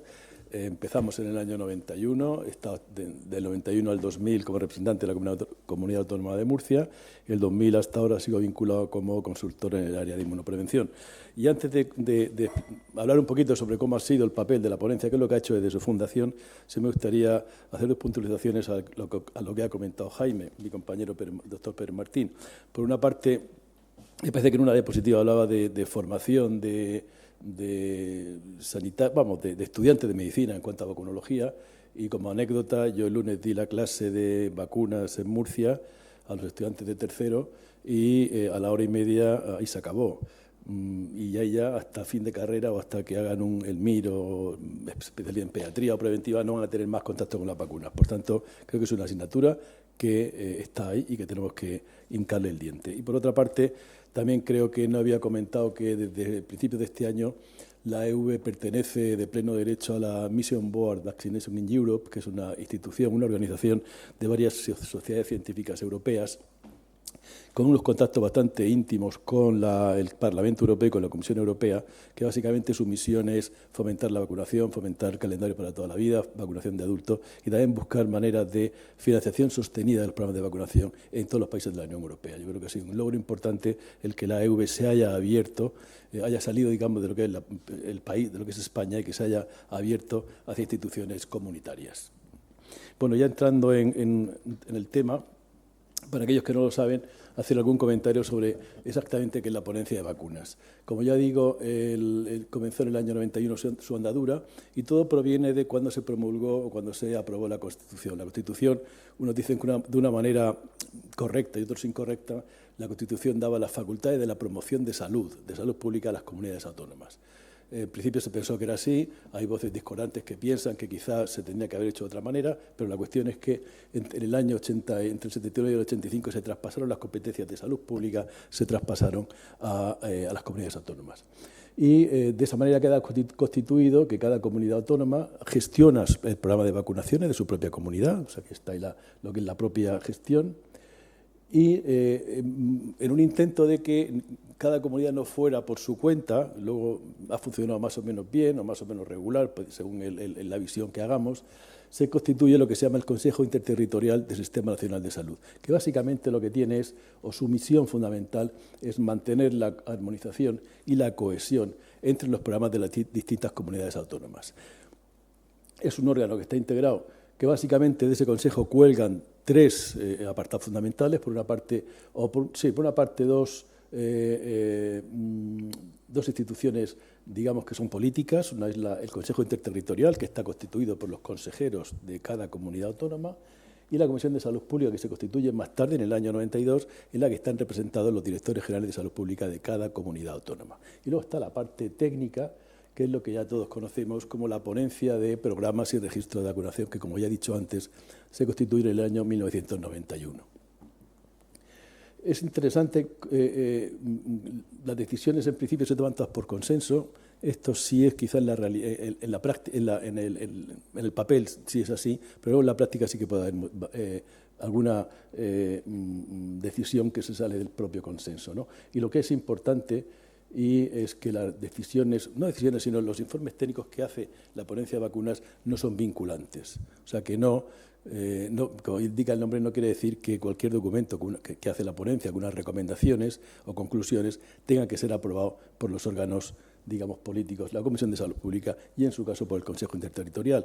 Yo, en los 34 años de la ponencia, me parece recordar, y si no alguien que me corrija, ha habido dos situaciones en las cuales la recomendación de la ponencia no se ha llevado a cabo por parte de la Comisión de Salud Pública. Una fue en el año 2008, la introducción, se decidió en la ponencia que se debía introducir la vacuna antineumocócica conjugada ampliada de serotipos ampliados, que en concreto se refería a la de 10 o la de 13, y estuvo el informe de 7 años en un cajón en el Ministerio y no se supo nada hasta el año 15-16, que ya se introdujo universalmente. Y últimamente la ponencia también recomendó una serie de grupos en los cuales se podía valorar la introducción de la vacuna VRS en adultos y, en un principio se acordó por parte de la parte política el disponer de más información a la hora o antes de dar una recomendación definitiva. Y claro, una de las preguntas que surgen es, ¿cómo se introduce una vacuna en un calendario de vacunación? ¿Se introduce así por las buenas? ¿Aparece en el mercado? ¿Se introduce? No, en el año 2011 elaboramos en la ponencia un documento que hablaba de los criterios de evaluación para fundamentar modificaciones en el programa de vacunación de España. Es un documento que está previsto que se retoque en el año, no sé si en el año 25 va a dar tiempo, pero sí en el año 26 se retoque esos criterios de evaluación. Y básicamente, de una manera muy esquemática, insisto, lo que hace lo que analizamos en la ponencia para valorar la introducción de una vacuna es, por una parte, la carga de enfermedad. La carga de enfermedad, cuando hablamos de carga de enfermedad, hablamos de incidencia, prevalencia, grupos o segmentos de población a los que afecta, morbilidad, mortalidad, hospitalizaciones, consultas de primaria, secuelas, mortalidad. Es decir, que analizamos una serie de parámetros, prácticamente todos los que están relacionados con la carga de enfermedad. Y eso el punto es capital, es decir, que si la carga de enfermedad y el segundo punto, que sería el que pongo aquí 6.2, no los cumple, es difícil que la vacuna o la evaluación siga hacia adelante. Y luego el segundo punto era el de la propia vacuna. La vacuna es fundamentalmente segura, la vacuna es efectiva, es eficaz. Si no hay informes o evaluaciones de eficacia o de efectividad, tendríamos que valorar si hay inmunogenicidad y si los datos de inmunogenicidad se corresponderían, en teoría, con la protección clínica. Y una vez que eso se ha analizado, ya se pasaría a cuestiones como más amplias, que serían las repercusiones de la modificación, de la introducción de la vacuna en el calendario, es decir, compatibilidad, aparición de vacunas combinadas, etcétera. Aspectos éticos. Este tema fue de capital importancia en el COVID-19. Acordaros cuando en el año 2000 aparecen las vacunas, teníamos una situación de muy escasa suministro de vacunas, una población claramente vulnerable que estaba muy identificada y echamos mano, digamos, del Comité de Ética de España para que aportaran razones y argumentos que justificaran el por qué nos decidíamos a vacunar en primera instancia a sanitarios de primera línea y a los residentes de tercera edad y a los muy inmunodeprimidos. Realmente esa justificación, esa ética a la hora de seleccionar grupos diana creo que fue un punto fundamental para que se aceptara por toda la población el qué grupos tienen que ser los prioritarios para recibir la vacuna. Y también se evalúa el aspecto, digamos, coste-beneficio, la evaluación económica. Realmente no siempre la evaluación económica ha condicionado la introducción de una vacuna, o sea que ha habido casos, por ejemplo, el 4-CMV, que claramente no estaba muy justificado económicamente su introducción, pero sin embargo, por motivos éticos, por motivos de equidad, por motivos de secuelas, etcétera, se decidió su introducción en el calendario. Y el primero que surgió, el calendario de vacunas, el primero fue en el año 75. Yo ya estaba trabajando con este calendario. Realmente ahora cuando uno echa la vista atrás y ve el año 25, fijaros lo que había. O sea, había polio 1 oral. Acordaros que, bueno, acordaros no, lo digo yo, que había la primera dosis de polio era polio oral tipo 1, y era tipo 1 porque era el prevalente en España y porque interfería a inmunidad intestinal con el 2 y con el 3. Entonces, para tener buena inmunidad frente al 1, la primera dosis era de poliovirus 1 oral y las siguientes, que eran 2 más, eran de poliomielitis y ahora el trivalente, la famosa terrón de azúcar con la gotita, ¿no? Había tétano, difteria, tosferina de célula entera.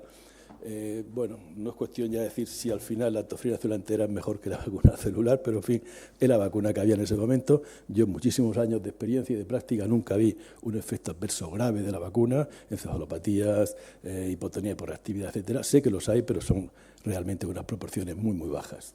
Y viruela, que luego se eliminó del calendario, solamente había vacuna de sarampión antes del año de vida y rubeola solo niñas a los 11 años. Afortunadamente con digamos, esta selección solamente para niñas no nos pasó como el ejemplo de Grecia de los años 2000 con los casos de rubeola congénita que tuvieron, ¿no?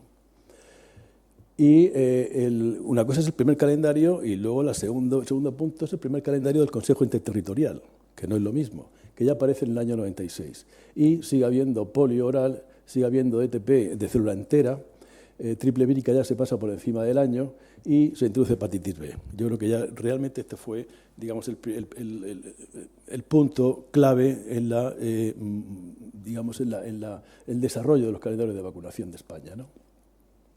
Y es importante, yo creo que subrayar, yo creo que tenemos que estar muy orgullosos de esta diapositiva, que es el incremento que hemos tenido en el programa de vacunaciones, el incremento en el coste, en el gasto en el programa de vacunación. Desde el año 19 al año 23, el incremento ha sido de 125%. O sea, en 4 años se ha incrementado más del 120% el presupuesto para vacunación en España. Yo creo que eso es un punto muy importante, a expensas fundamentalmente, como lo veis aquí, VPH en niños, gripe infantil, meningo B, zóster, vacunas de adultos de inmunogenicidad aumentada, en fin, y al final supone un 0,5 del presupuesto del presupuesto total de salud para el año 23, pero que en el 24 sube al 0,79. Primer país de Europa en cuanto a presupuesto en vacunas, primero. Y llegamos ya desde el año 19 al calendario de vacunaciones para toda la vida. Como ya se ha comentado por los compañeros, realmente es un calendario que da gusto verlo, es espléndido el calendario, sobre todo cuando comparamos con calendarios de otros países, incluso países que siempre han tenido mucha tradición en salud pública, como son los del norte de Europa, ¿eh? Realmente da gusto ver esto y esperemos que los colores, que llegue ya un momento que no haya más colores en la paleta, ¿eh? Y yo dos puntos para acabar. Por una parte, reflexiones. Yo creo que la credibilidad de la vacuna, de la ponencia de vacunas ha aumentado. E insisto que yo he sido el que lo viví desde el año 91. Teníamos una credibilidad, yo diría que regularcilla. No cuento ninguna anécdota, pero en fin. Digamos que éramos un poco buenos funcionarios que nos ponen allí al ministerio y bueno, pues ahí estamos, ¿no? Porque tampoco había mucha materia para discernir, ¿no? Hay un punto importante que es que a partir del COVID se ha abierto la ponencia profesionales ajenos a la administración, digamos administración central, se ha abierto en cuanto se vio como, por ejemplo, yo decía antes, como expertos en ética participaron en el COVID-19, cómo se ha abierto a pediatras la gripe infantil, cómo se ha abierto bueno, el papiloma se ha abierto a epidemiólogos, por ejemplo, el Instituto Catalán de Oncología. Es decir, que en algunos aspectos específicos sí que se ha introducido ya que en esas situaciones puedan participar gente de acreditada experiencia en ese campo, que lo que hacen al final es primero enriquecer el documento y luego mejorar su aceptación por parte del estamento sanitario. Otra cosa que se nos achacaba era que hacíamos los informes no en tiempo, es decir, que apareció una vacuna y al cabo de 5 años hacíamos el informe si se introdució o no. Creo que de los últimos informes nos hemos adelantado incluso en muchas situaciones, nos hemos adelantado a casi a la aparición, a la comercialización de la vacunación. El caso del VRS yo creo que ha sido emblemático, el caso de Nirsevimab ha sido emblemático. Y otro punto importante son los informes técnicos que son dinámicos. Por ejemplo, estamos comprometidos este año a retocar o a actualizar, a hacer un update del documento de VRS en población adulta, con todo lo que ha surgido desde noviembre del 24, que fue la fecha de cierre del informe, hasta ahora. Yo ya tengo una carpeta con decenas de artículos nuevos que son susceptibles de introducirse en la actualización que hagamos este año, si es que tenemos recursos suficientes, ¿no? O sea, quiere decir que no son informes que se quedan estáticos, sino que son informes que a medida que va aumentando la evidencia se van actualizando. Y luego retos, hay muchos, yo aquí he seleccionado 3, no he tenido más tiempo porque los comentaste ayer de hacer la presentación, y los primeros que se me ocurrieron, para mí uno muy importante es mantener los recursos humanos. ¿Por qué? Porque cuando en los últimos 4 años se han jubilado 9 personas en la ponencia de vacunas que llevan prácticamente del año 93. Claro, los que se incorporan son muy brillantes, pero les falta un poco lo que es la rutina, el cómo se trabaja en la ponencia de vacunas. Y claro, eso supone un hándicap importante. Es un gap importante que yo creo que teníamos que ver el porqué, cómo lo podemos solucionar, pero como digo, clásicos de la ponencia de vacunas, estoy hablando de Galicia, estoy hablando del País Vasco, estoy hablando de Navarra, estoy hablando de Cataluña, estoy hablando de Baleares, estoy hablando de Valencia, estoy hablando de Andalucía, estoy hablando de Canarias, se han jubilado en los últimos 3 años. Segundo, promover estructuras de inmunización, vacunación de las comunidades autónomas. Otro problema que yo creo que es, y yo afortunadamente en Murcia, y ahora tampoco lo viven, es que vacunas tiene que ser una estructura propia dentro de una dirección general. No puede ser que un programa de vacunas, con lo complejo que es, que las personas que estén en ese programa también toquen el screening, epidemiología, policía sanitaria y mortuoria. ¿Qué más, Jaime? ¿Qué más tocas ahora?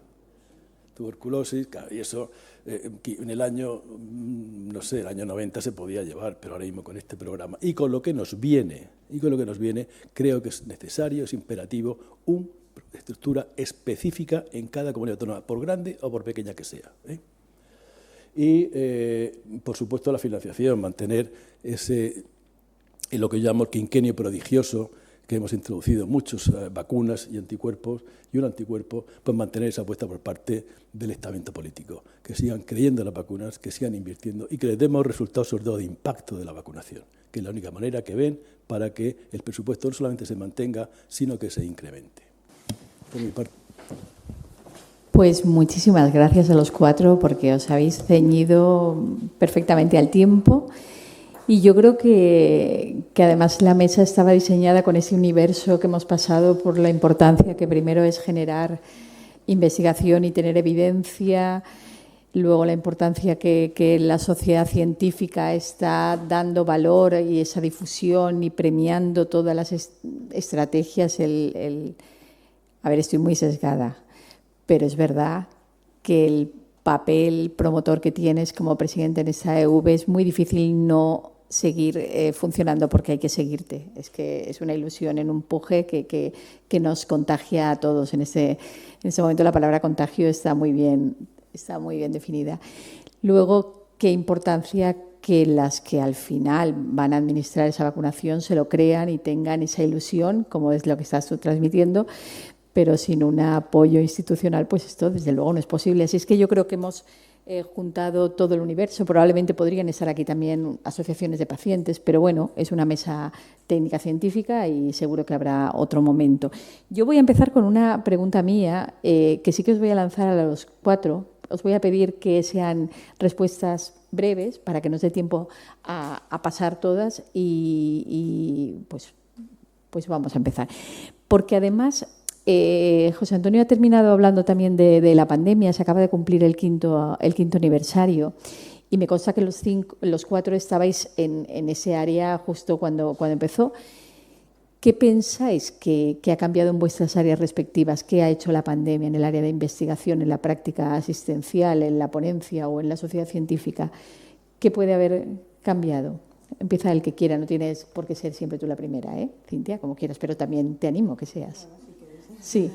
¿Cómo ha cambiado la investigación en Fisabio en estos 5 años? Bueno, pues a ver, una de las cosas que dejó muy claras, yo creo, la pandemia es la necesidad de tener estas redes de vigilancia que nosotros, por suerte, teníamos ya mucho antes de la pandemia, desde 2010, y nuestros datos ahora mismo han cobrado un valor descomunal, porque lo difícil ahora mismo es tener datos de vigilancia anteriores al momento de la pandemia para poder comparar cómo están moviéndose los virus, cómo están cambiando los nichos, y todo eso, pues por ejemplo, ha quedado muy patente después de la pandemia que es imprescindible que tengamos redes de vigilancia bien establecidas, con buenos protocolos y que tengamos también pues plataformas adaptables. Bueno, diría muchas cosas más, pero como tengo que ser breve, por lo menos la de las redes os ha puesto en valor, sí. ¿no? Os ha puesto en valor. En este caso sí. Paula. Bueno, pues yo sacaría una cosa muy positiva y una cosa negativa. Positiva, que juntos somos muy fuertes, se vio claro, ¿no? Empezamos a colaborar todos y las cosas funcionaron, de hecho funcionaron muy bien. Pero la fatiga pospandémica a nosotros nos la ha puesto más difícil, yo creo. O sea, el acto vacunal en sí es complicado porque la gente no confía en las vacunas. ¿Quién es el culpable de eso? Ninguno de los que estamos, o sea, ningún grupo de los que estamos aquí en la mesa. Creo que ahí los medios de comunicación nos la jugaron.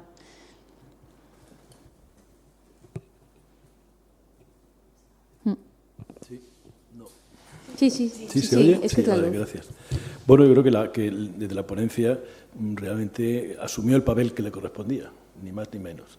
Hizo un documento inicial y lleva ya llevó hasta hace 2 años 13 actualizaciones, es decir, que a medida que aparecía información se actualizaba, y ya en las dos últimas temporadas se hace un documento conjunto con el tema con gripe, fundamentalmente seleccionando qué población diana es la que tiene que recibir. Y yo creo que como resumen de todo eso, ganancia en credibilidad y ganancia en liderazgo.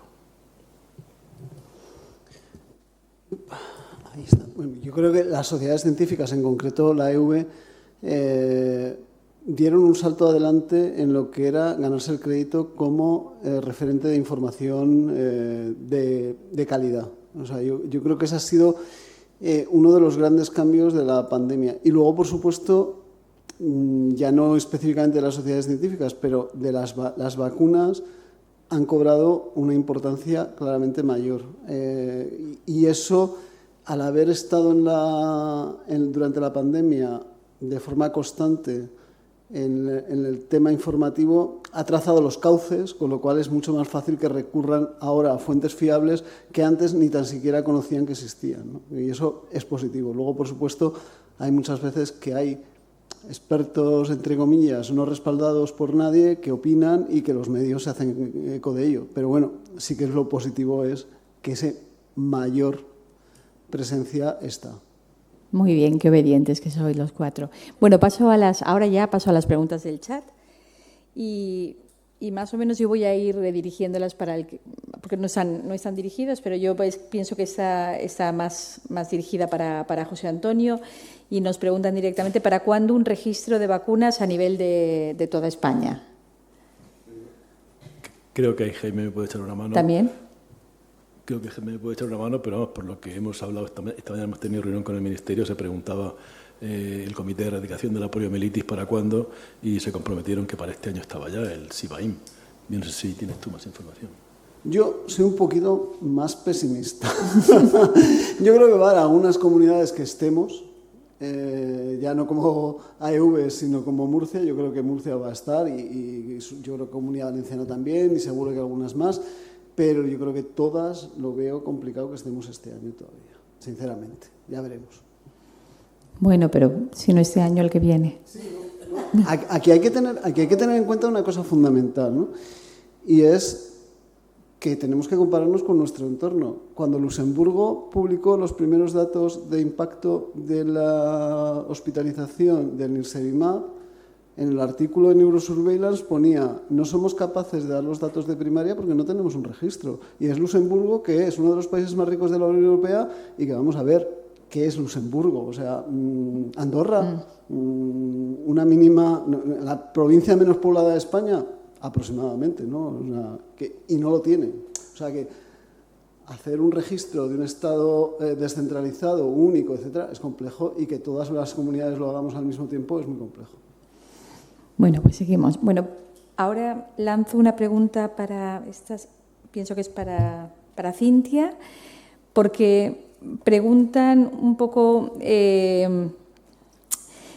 cómo abordáis el tema de la financiación en investigación. Porque cuando vemos lo que publicáis, en el caso concreto de Fisabio, aparte de orgullo y satisfacción, se nos cae la baba. Pero ¿cómo es esa tela de araña? Porque la financiación vemos resultados, pero lleva muchísimo trabajo detrás. Sí, es un tema que abordamos pues entre jugando al Tetris, haciendo puzzles y bueno, pues la verdad que es uno de nuestros principales, en investigación yo creo que es uno de los principales retos, que sería el poder tener financiación sostenible, una financiación sostenible y que fuese regular y estable en el tiempo, que es lo que nos haría falta para poder tener una continuidad, porque hay equipos de investigación que no se pueden mantener directamente, porque sí que es cierto que en épocas de crisis se hace un gran esfuerzo y se puede invertir mucho, pero luego no se mantiene en el tiempo. Entonces, pues lo hacemos como podemos. Bueno, pues hacéis bastante. Luego otra pregunta, esta sería para el presidente de la AEV. Me dice que has hablado de la actividad de la sociedad científica con las asociaciones de pacientes, pero si creen que se puede interactuar más con la ciudadanía directamente. ¿Cómo se podría interactuar más directamente con la ciudadanía, no directamente con una asociación de pacientes? Bueno, pues las campañas de comunicación que hemos establecido para el tema, por ejemplo, de infecciones respiratorias es una manera de establecer impactos en la población directa. O sea, realmente es una manera. Yo creo que es mucho más ambiciosa que otras de las que podemos hacer cuando, por ejemplo, en nuestros congresos solemos sacar un punto de vacunación a la calle, etcétera. O sea, solemos sacar las vacunas a la calle en los actos que hacemos. Pero es verdad que la repercusión de un acto de estos siempre es menor que una campaña de información masiva, que al final yo creo que como sociedad científica es la primera sociedad científica que hace esto, y sinceramente muchas comunidades autónomas lo hacen, pero no hay una campaña nacional, porque el Ministerio lo que hace es elaborar material, pero no tiene un plan de medios. Con lo cual yo creo que es una de las vías en las que el caso que ponía yo del Propalgina, si conseguimos que una parte de los recursos que van destinados a las campañas de tratamiento vayan a campañas de prevención, seguro que aumentamos las coberturas.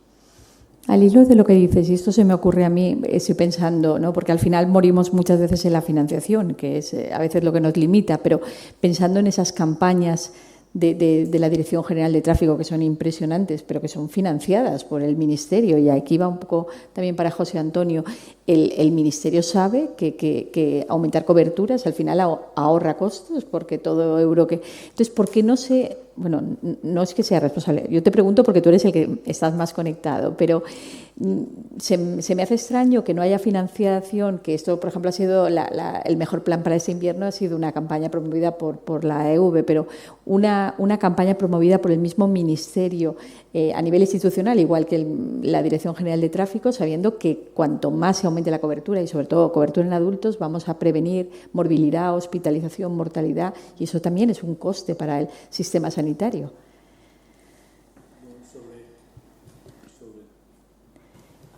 Sobre el papel llevas toda la razón, y la razón y la lógica.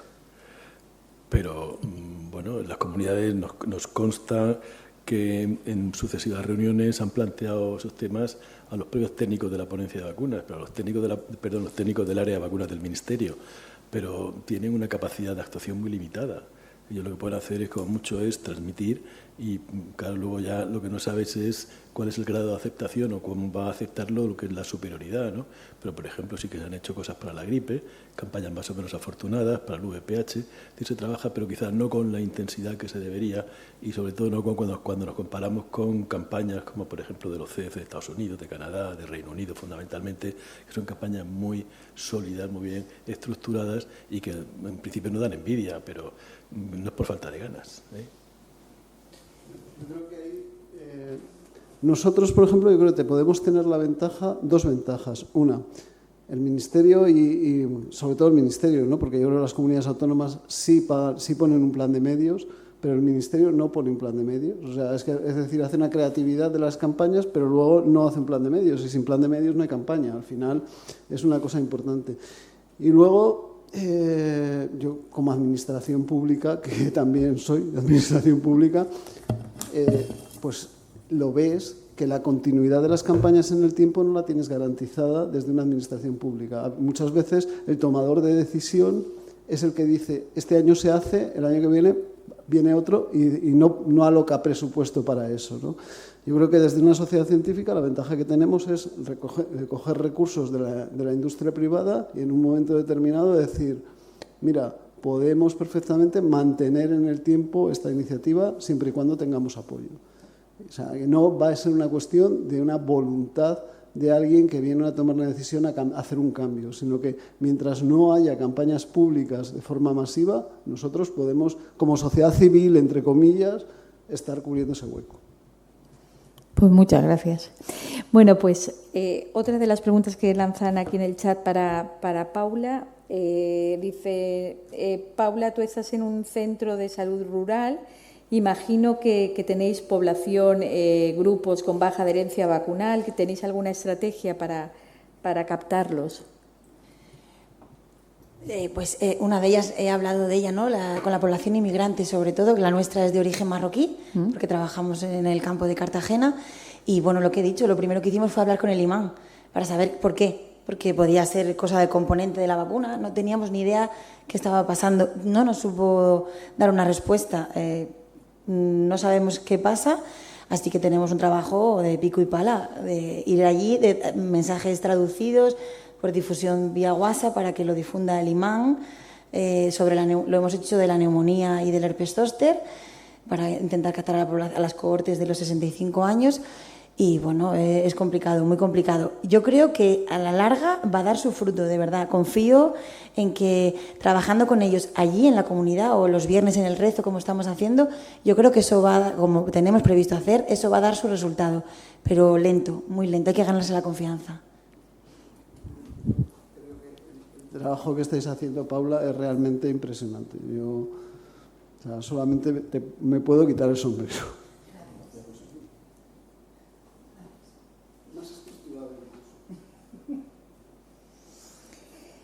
Otra pregunta más por el chat. Dice, ¿cómo se está abordando la desinformación y la reticencia vacunal desde la esfera institucional? Esto entiendo. Bueno, la respuesta... Porque estamos teniendo mucha, ¿eh? Lo ha comentado en atención primaria, pero también en hospitales, con grupos de riesgo, también algo que antes no veíamos. La respuesta es similar a la que he dado antes, ¿no? Va de la mano la formación con la desinformación y las reticencias a la vacunación. Yo creo que realmente una cosa es negativa a vacunar y otra cosa es reticencia. Reticencia significa incertidumbre, negativa es no me vacuno y hagas lo que hagas, no se va a vacunar. Hay que trabajar en el tema de la reticencia, a la hesitancy que se dice en el Reino Unido, ¿no? ¿Cómo se aborda? Pues formación e información, es que no hay más. Pero además tenemos enfrente un gigante, que ya se comentaba por aquí, que era el impacto de las redes sociales, lo fácil que es información ya digerida, que te dicen no te vacunes porque da Guillain-Barré o porque genera autismo, y estamos viendo el ejemplo de los Estados Unidos, que se va a revisar otra vez la política de vacunación por el autismo, ahora, después de todo lo que ha salido publicado. Eso cala mucho más que tú vayas con 2 New England, 3 British, 2 Lancet. O sea, es la lucha entre lo fácil que es interiorizar una información que me la dan ya hecha, que el elaborar un porqué, unos motivos de por qué me tengo que vacunar, ¿no? Y luchas también, digamos, los sentimientos con la ciencia. Y la ciencia es muy difícil luchar contra la emotividad, contra el niño que dicen que, o la persona que dicen que después de la vacunación ha padecido un Guillain-Barré, que es una asociación meramente temporal. Es difícil, y si ponen a la persona allí, más aún, que tú vayas con la ciencia rebatiendo el que no hay asociación causal. Entonces es lo que digo, luchar sentimientos y ciencia, y eso a veces es muy complicado. Realmente no sé cuál puede ser esa, pero que es un fenómeno a escala mundial, pero sobre todo en países muy desarrollados, en países de alta renta económica, donde más reticencia surge. Cuando uno ve el cinturón bíblico de Holanda, cuando ve el cinturón de Estados Unidos partido por dos, con los estados que están no vacunando y que sí están vacunando, o sea, el sanpeñismo tiene un patrón claro de distribución, que claramente hay una relación con la baja cobertura de vacunación de esos estados, ¿no? ¿Cómo abordas eso? O sea, yo creo que es un tema muy complicado. Pues yo creo que sería un tema fundamental para tratar desde el Ministerio, porque yo no he contestado la primera pregunta que os he lanzado yo, pero yo desde mi punto de vista el cambio en la práctica asistencial ha sido abismal, porque es que yo veo diariamente pacientes de grupos de riesgo que están convencidos que su patología, si ha ocurrido en estos 5 años, está motivada por la vacunación de COVID. Y esto es así todos los días. Y además, cada día más. Si hace 6 meses lo veía en un paciente al día, ahora puedo ver 4 que me lo digan a lo largo de la misma mañana. Y es verdad que nosotros siempre nos hemos sentido un país que con una cultura de vacunación muy potente, muy arraigada por los profesionales y por la ciudadanía, pero es verdad que esto va a la carrera. Creo que debemos... Y desde luego desde las sociedades científicas lo estamos haciendo, pero yo creo que esto sí que necesita un apoyo institucional, porque nos están comiendo, porque es lo que dices, los bulos se difunden, pero hasta qué punto puede llegar la situación de que uno piense que la enfermedad inflamatoria intestinal que te han diagnosticado, claro, cuántas cosas han ocurrido en estos 5 años que nos han ocurrido, pero es que todos tuvimos unas coberturas del 92% a nivel población sana, y prácticamente cada día es más la gente que cree que todo lo que le ha pasado en estos 5 últimos años está debido a la vacunación de COVID, independientemente de que se vacunaron hace 3 o 4 años. Yo lo veo, de verdad, yo soy siempre súper optimista, pero en este caso es la primera vez. Es decir, además recibo grupos de riesgo, con lo cual... vienen indicados por su propio especialista, el oncólogo que le manda o tal, y luego yo, que soy muy vehemente, y generalmente termino saliendo con un 80% positivo, pero cada día es un poquito más agotador porque tienes una sensación un poco pesimista. Es una cosa que efectivamente nosotros el otro día lo estábamos hablando en Murcia entre los compañeros del programa de vacunas, y también lo vemos. O sea, es una cosa que lo estuvimos comentando, y lo veníamos comentando un poco en el coche según veníamos de Murcia, ¿no? Una de las cosas que tiene difícil solución, porque se está empleando la palabra ciencia para justificar todo. O sea, ciencia como valor supremo. Y cuando un político quiere decir que su decisión no viene... No es ideológica, sino que es científica. Entonces, claro, eso es tremendamente perjudicial para la ciencia y para nuestra ciencia. La ciencia basada en ensayos clínicos. Hay ciencia que experimenta y ciencia que no puede experimentar. No es igual una ciencia que experimenta, como pueden ser ensayos clínicos, que una ciencia que no experimenta. Y cuando se utiliza la palabra ciencia de forma continuada por políticos para tomar decisiones, ajustar decisiones, eso produce un rechazo en determinada parte de la ciudadanía, y al final rechaza toda la ciencia, incluida la nuestra. E incluida, lo que es peor, o sea, es que hay gente que no se somete a quimioterapia cuando tiene un cáncer. Entonces tú dices, pues claro, lo nuestro al fin y al cabo es prevenir una enfermedad que a lo mejor te pasa, a lo mejor no te pasa, etc. Pero es que te vas a morir. Y hay gente que se está muriendo no sometiéndose a quimioterapia. Entonces... yo en esto me preocupa mucho el tema, y no soy muy positivo tampoco, porque la sensación que me da es que la mezcla de la palabra ciencia en todo está perjudicando a la ciencia experimental en este caso, a la medicina, a la ciencia sanitaria, a las vacunas. Y lo que comenta Jaime es que hay un ejemplo paradigmático. Yo apuntaba antes el caso de Estados Unidos. Yo anoche leí una editorial de Cathy Edwards, que participó en la redacción del Plotkin, del libro de vacunas. Es una persona encantadora, muy mayorcita ya, pero encantadora. Yo tengo el privilegio de compartir mesa redonda con ella. Y hace una editorial en el JAMA que empieza a comentar desde febrero la evolución del sarampión en los Estados Unidos. Y es que realmente dice, y eso lo comprobamos, como gente muy en las alturas del estamento norteamericano hablaba del aceite de hígado de bacalao para evitar el sarampión. Claro, 4 casos de pseudotumor cerebri, es decir, de hipertensión intracraneal por vitamina A, por exceso de vitamina A. Y 3 muertos que llevan ya. O sea, quiero decir que al hilo de lo que dice Jaime, cuando en la cúpula suprema, con ciertos mensajes demagógicos, te dice que el sarampión, que es normal, que haya 20, 40, 50, 60 casos, y encima te recomienda aceite de hígado de bacalao, bueno, como pasó con la lejía en el COVID, ¿no? Pues claro, ¿de quién? ¿Te fías de la ciencia, una persona seria que habla en fin, de términos que a veces son incomprensibles, o te vas a lo más fácil, que es tómate esta lejía, tómate aceite de hígado de bacalao, que no padeces el sarampión? ¿Qué mensaje es más fácil de digerir? De todas maneras, ahí tenemos que hacer fácil el mensaje. Claro. O sea, nosotros tenemos que hacer totalmente comprensible el mensaje. No, o sea, es nuestra obligación, pero sí que es verdad que jugamos en desventaja. Porque es así. A ver, yo vamos a cambiar un poco, yo quiero ser positiva. He terminado ahora ya las preguntas del chat y la verdad es que, a ver, tenemos todas las herramientas, tenemos una parte de investigación muy potente que apoya todo lo que hacemos, una parte asistencial, una red asistencial increíble, motivada. Las sociedades científicas están dando un empuje a todo lo que se hace, como has mostrado, y luego la verdad que la ponencia, yo no la conocía en los primeros años, pero en los últimos años está dando unos documentos, una evidencia, estamos introduciendo vacunas, estamos siendo país pionero, por ejemplo, en incluir el Nirsevimab, porque realmente estaba bien recomendado, o sea que yo creo que tenemos todo el apoyo y en general es una sociedad que siempre ha creído en los profesionales sanitarios, con lo cual yo espero que se revierta. Y entonces, como última pregunta, os voy a lanzar ¿qué futuro le espera la vacunación en España desde los próximos, vamos a poner, 10, 15 años, desde vuestro ámbito, ¿no? ¿Cómo lo ves? Aquí sí que empiezo con Cintia. Bueno, pues yo creo que vamos a tener muchas más vacunas, por supuesto, para los adultos, no solamente para los niños, sino bastantes más para los adultos.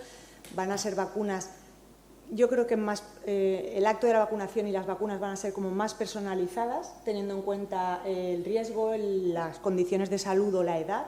Va a ser como una vacunación más personalizada, es lo que creo yo que vamos a tener. Y os dejo a los demás que aportéis. Vale, yo creo que vamos a vivir que ya ha empezado a vivir una revolución. Esto va a ser una locura, es la revolución de las vacunas. Creo que tenemos mucho trabajo por hacer y creo que ese trabajo tiene que empezar por la tierra. O sea, creo que tenemos que empezar por revisar la atención primaria.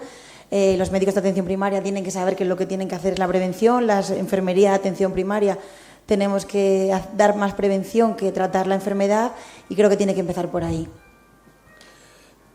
Bueno, yo lo he dicho ya antes, es por una parte la motivación política, decir que crean en la bondad de la inmunoprevención, en los beneficios que sostiene de la inmunoprevención, digo, el estamento político, que al final es el que decide, el órgano decisor, y eso va siempre de la mano de financiación mantenida e incluso, como comentaban los compañeros, con el avalancha de vacunas fundamentalmente de adultos que nos vienen y vacunas muy, muy importantes, vamos a necesitar tener un programa de financiación que sea mantenido y revisable anualmente. Gracias. Poco más que añadir, yo creo que el futuro es prometedor realmente, que la investigación nos va a traer mejores vacunas y yo sinceramente creo que España va a estar en un muy buen nivel porque al final se han ido creando nudos, se han ido creando redes, se ha ido creando una competencia sana que va a aportar datos y que va a aportar actualizaciones más o menos constantes de calendario. Y vamos, ahí sinceramente el ejemplo del NIRSEIMAP es el ejemplo de que todos podemos sentirnos orgullosos, ¿no? De cómo se consiguió introducir rápido, se consiguió evaluar el impacto, se consiguió evaluar la efectividad, que fuimos el primer país del mundo que publicó datos de efectividad frente a hospitalización y frente a atención primaria, y hasta el punto de que realmente, por ejemplo, me comentaban unos compañeros de una compañía que su gente de Global les preguntaban qué habían hecho los promotores, en este caso Sanofi con NIRSEIMAP, para que España sacara tanto, y cuando les dijimos no ha hecho casi nada, hemos sido todos nosotros los que lo hemos hecho, pues quedaban un poco perplejos. Yo creo que somos el sitio ideal para movilizar recursos. Añadiendo algo a lo de Jaime, una anécdota: yo tuve el privilegio de participar en la conferencia Asia-Pacífico de Cooperación Económica en Corea del Sur hace el 1 de marzo para hablar de NIRSEIMAP, de la política de introducción en España. Eran todos americanos, Sudamérica, Norteamérica, Centroamérica y luego todos los países de la cuenca asiática. Alucinaban cuando puse una diapositiva con 21 trabajos, 21. Estamos hablando de principios de marzo, 21 trabajos que España había publicado en peer review sobre NIRSEIMAP. Claro, alucinaban. Cuando veían la cobertura, alucinaban. Y cuando veían en la cohorte recién nacida y en la cohorte de 6 meses las coberturas y la efectividad primaria y en hospitalizaciones, realmente no se lo creían. O sea, para mí fue un momento de un orgullo tan grande delante de 50 y tantos países. Una conferencia que es muy importante, luego me he enterado a posteriori. Me sentí tan orgulloso y me inflé tanto hablando de lo que había sido España en el NIRSEIMAP, que me vine encantado. A pesar de las 21 horas de vuelo, me vine encantado de la vida. Pues es que es normal, y con profesionales como vosotros 4, desde luego esto va para adelante y tiene muy buenos visos de tener un gran futuro. Y así, con estas palabras nos vamos a despedir en esta primera mesa. Felicidades al doctor Javier Díez por organizar este 6º encuentro, que tiene más de 350 inscritos, y os invito a conectaros mañana, que habrá 2 mesas también muy interesantes. Así es que buenas tardes. Muchas gracias.